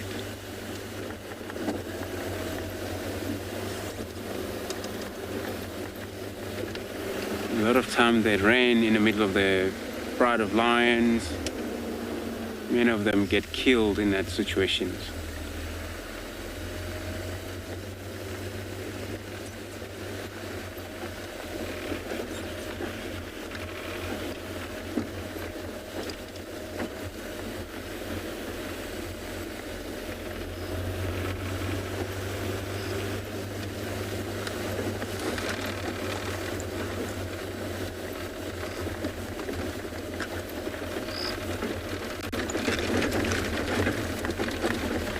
Gary asking if the wild dog ever come to the camp. Not recent that I know of.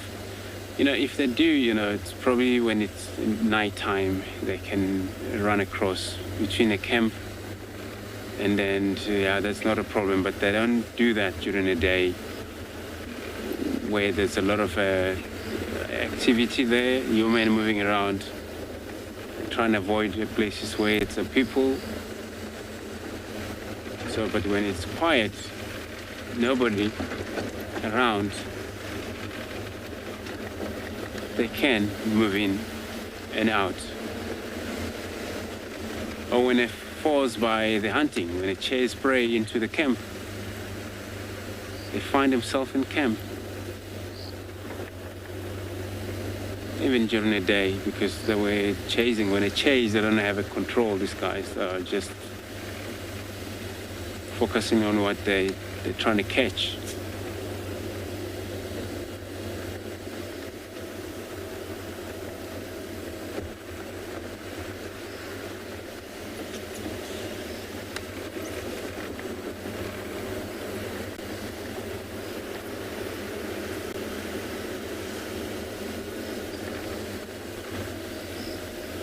So we don't know what happened to Tingana. Tingana, since he was seen yesterday.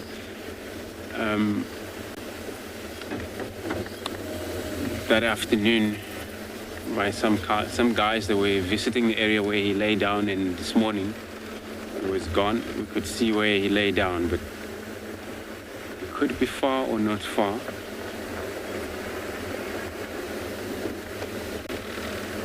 That could be very slightly different to the dogs, because they move in groups. They're easy to track. But with the leopard, they are solitary. You miss the tracks and then you miss that cat. You miss where it's left and then you miss the sighting.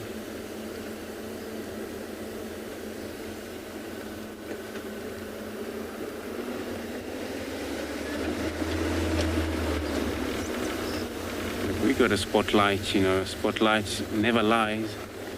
Anything that you see reflect back to you, then you know there is something.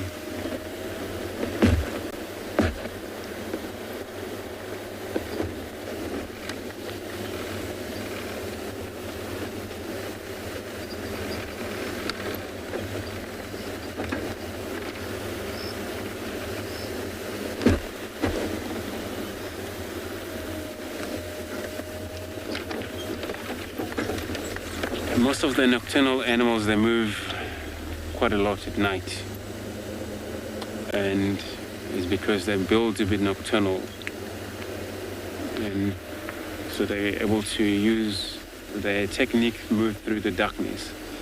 So I'm going to be sending you across to Tswalu.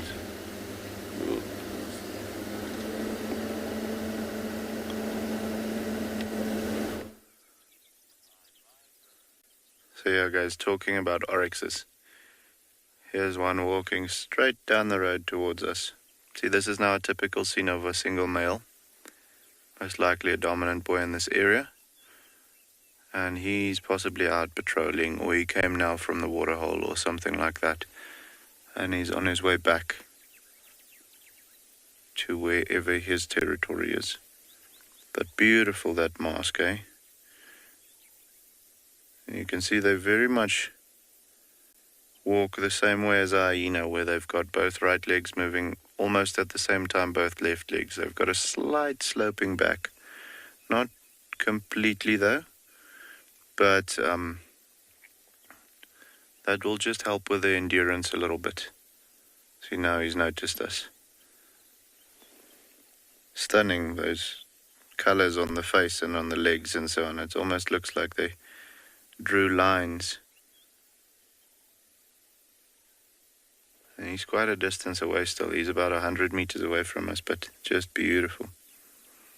He's going to maybe walk off to the side a little bit now and stop and scan to see if he can see what we are. Look there. There we go. Stunning horse-like tail as well. And you know guys, that mask on the face is not only to look pretty. They've got I mentioned earlier that they're very well adapted to the warm conditions. Now, typically during the day, if you find a very hot day, and there he goes. If you find a very hot day, the gemsbok can actually allow their bodies to go up to about 42 degrees Celsius. Now, obviously, as you can imagine, with that being the case, the blood also goes to up to those temperatures. So when it gets pumped into the vital organs, like let's say the brain, that would be fatal for them. So what happens is they've got like a spider web of veins going around their nostrils, and we call that the carotid reed system. And that is there to help cool down the blood before it gets into the brain. So as he breathes, the wind cools down the nostrils, and that cools down the blood just sufficiently enough to go into the brain, and when it gets pumped back into the body, then it'll heat up again, and that system, that cycle will continue.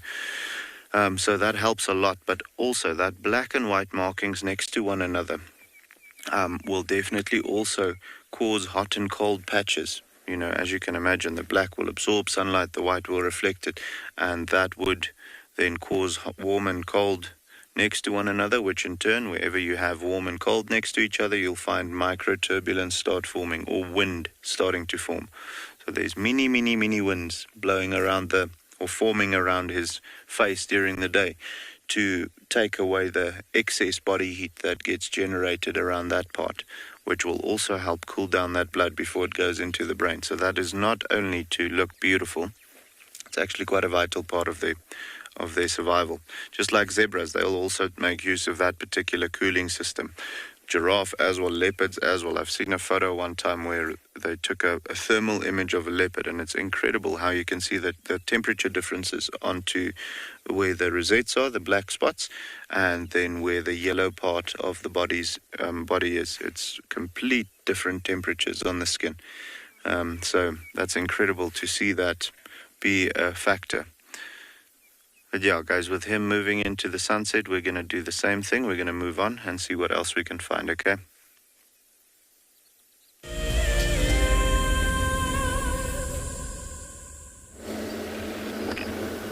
So we're still continuing here, searching, hoping for leopard to come out. And that leopard would be Dingane, because he was around. So unless maybe if he crossed back to the west, but I doubt if he could do that in the one night, because he doesn't like moving so much, but you never know. They're cats, so they can exercise their strategies and move about. A hunt sometimes can push them that way. You know, always just like those dogs. They're behind the scent trails. It's all about having all of it tasty, from smelling the prey species. They even feel like they're going to eat. So that's what makes them push so much to get to. at least something for them to eat. And night can offer so much for them. Sometimes can be nine, depend on where they're moving, search about for these prey species.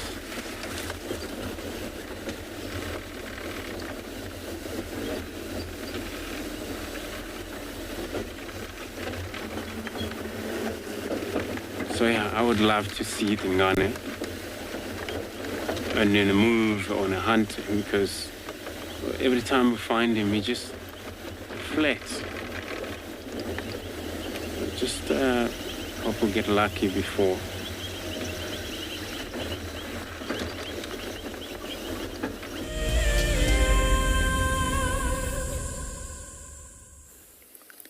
We're just watching the last of the fading light of today. We had the moon for you, but somehow it disappeared.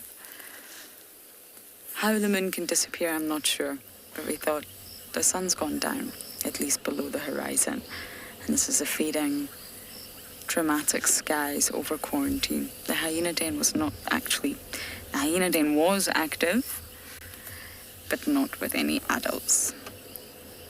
Oh, I think I'm gonna cry. That's my game drive radio. But we got to say goodbye to all the wonderful little cubbies. And of course, Steve and Tristan will be back tomorrow.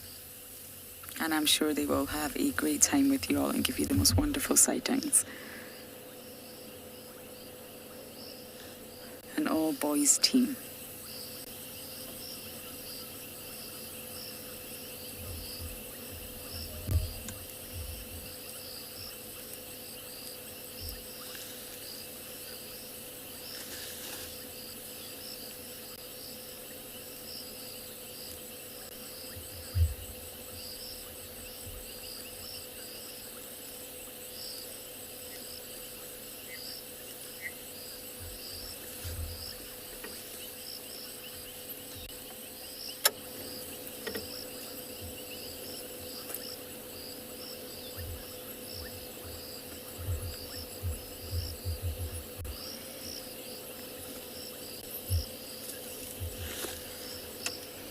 Many of you are saying you'll miss us. Davi and I will be back in 2 weeks, so do not worry.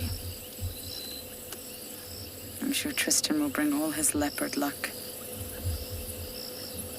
And hopefully, Steve will get back into his medicinal vegetation. It blows my mind every time. Steve's knowledge. Botanical knowledge.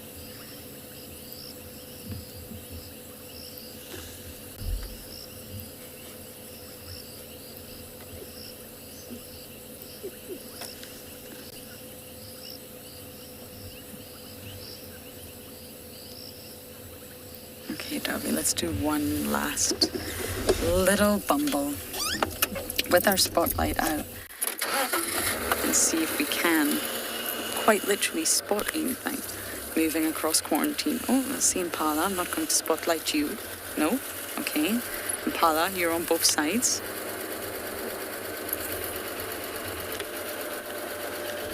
Oh, Leslie. My goodness. Talk about throwing me under the bus. That is the trickiest of questions. Am I allowed to say them all? Tuffy said no. Okay, I'll break it down. In terms of the adults, it'll be Ribbon. I really adore Ribbon. A little bit worried about her limp, so keep me updated. In terms of the cubs, I think Corky's daughter, Little Miss Braveheart. Although that's incredibly difficult to choose, but I will miss her. And in terms of the males, it has to be the one and only Mr. Swazi. Who else? Hopefully you'll be able to catch up with the Juma clan. And of course it will be my absolute first port of call as soon as I'm back.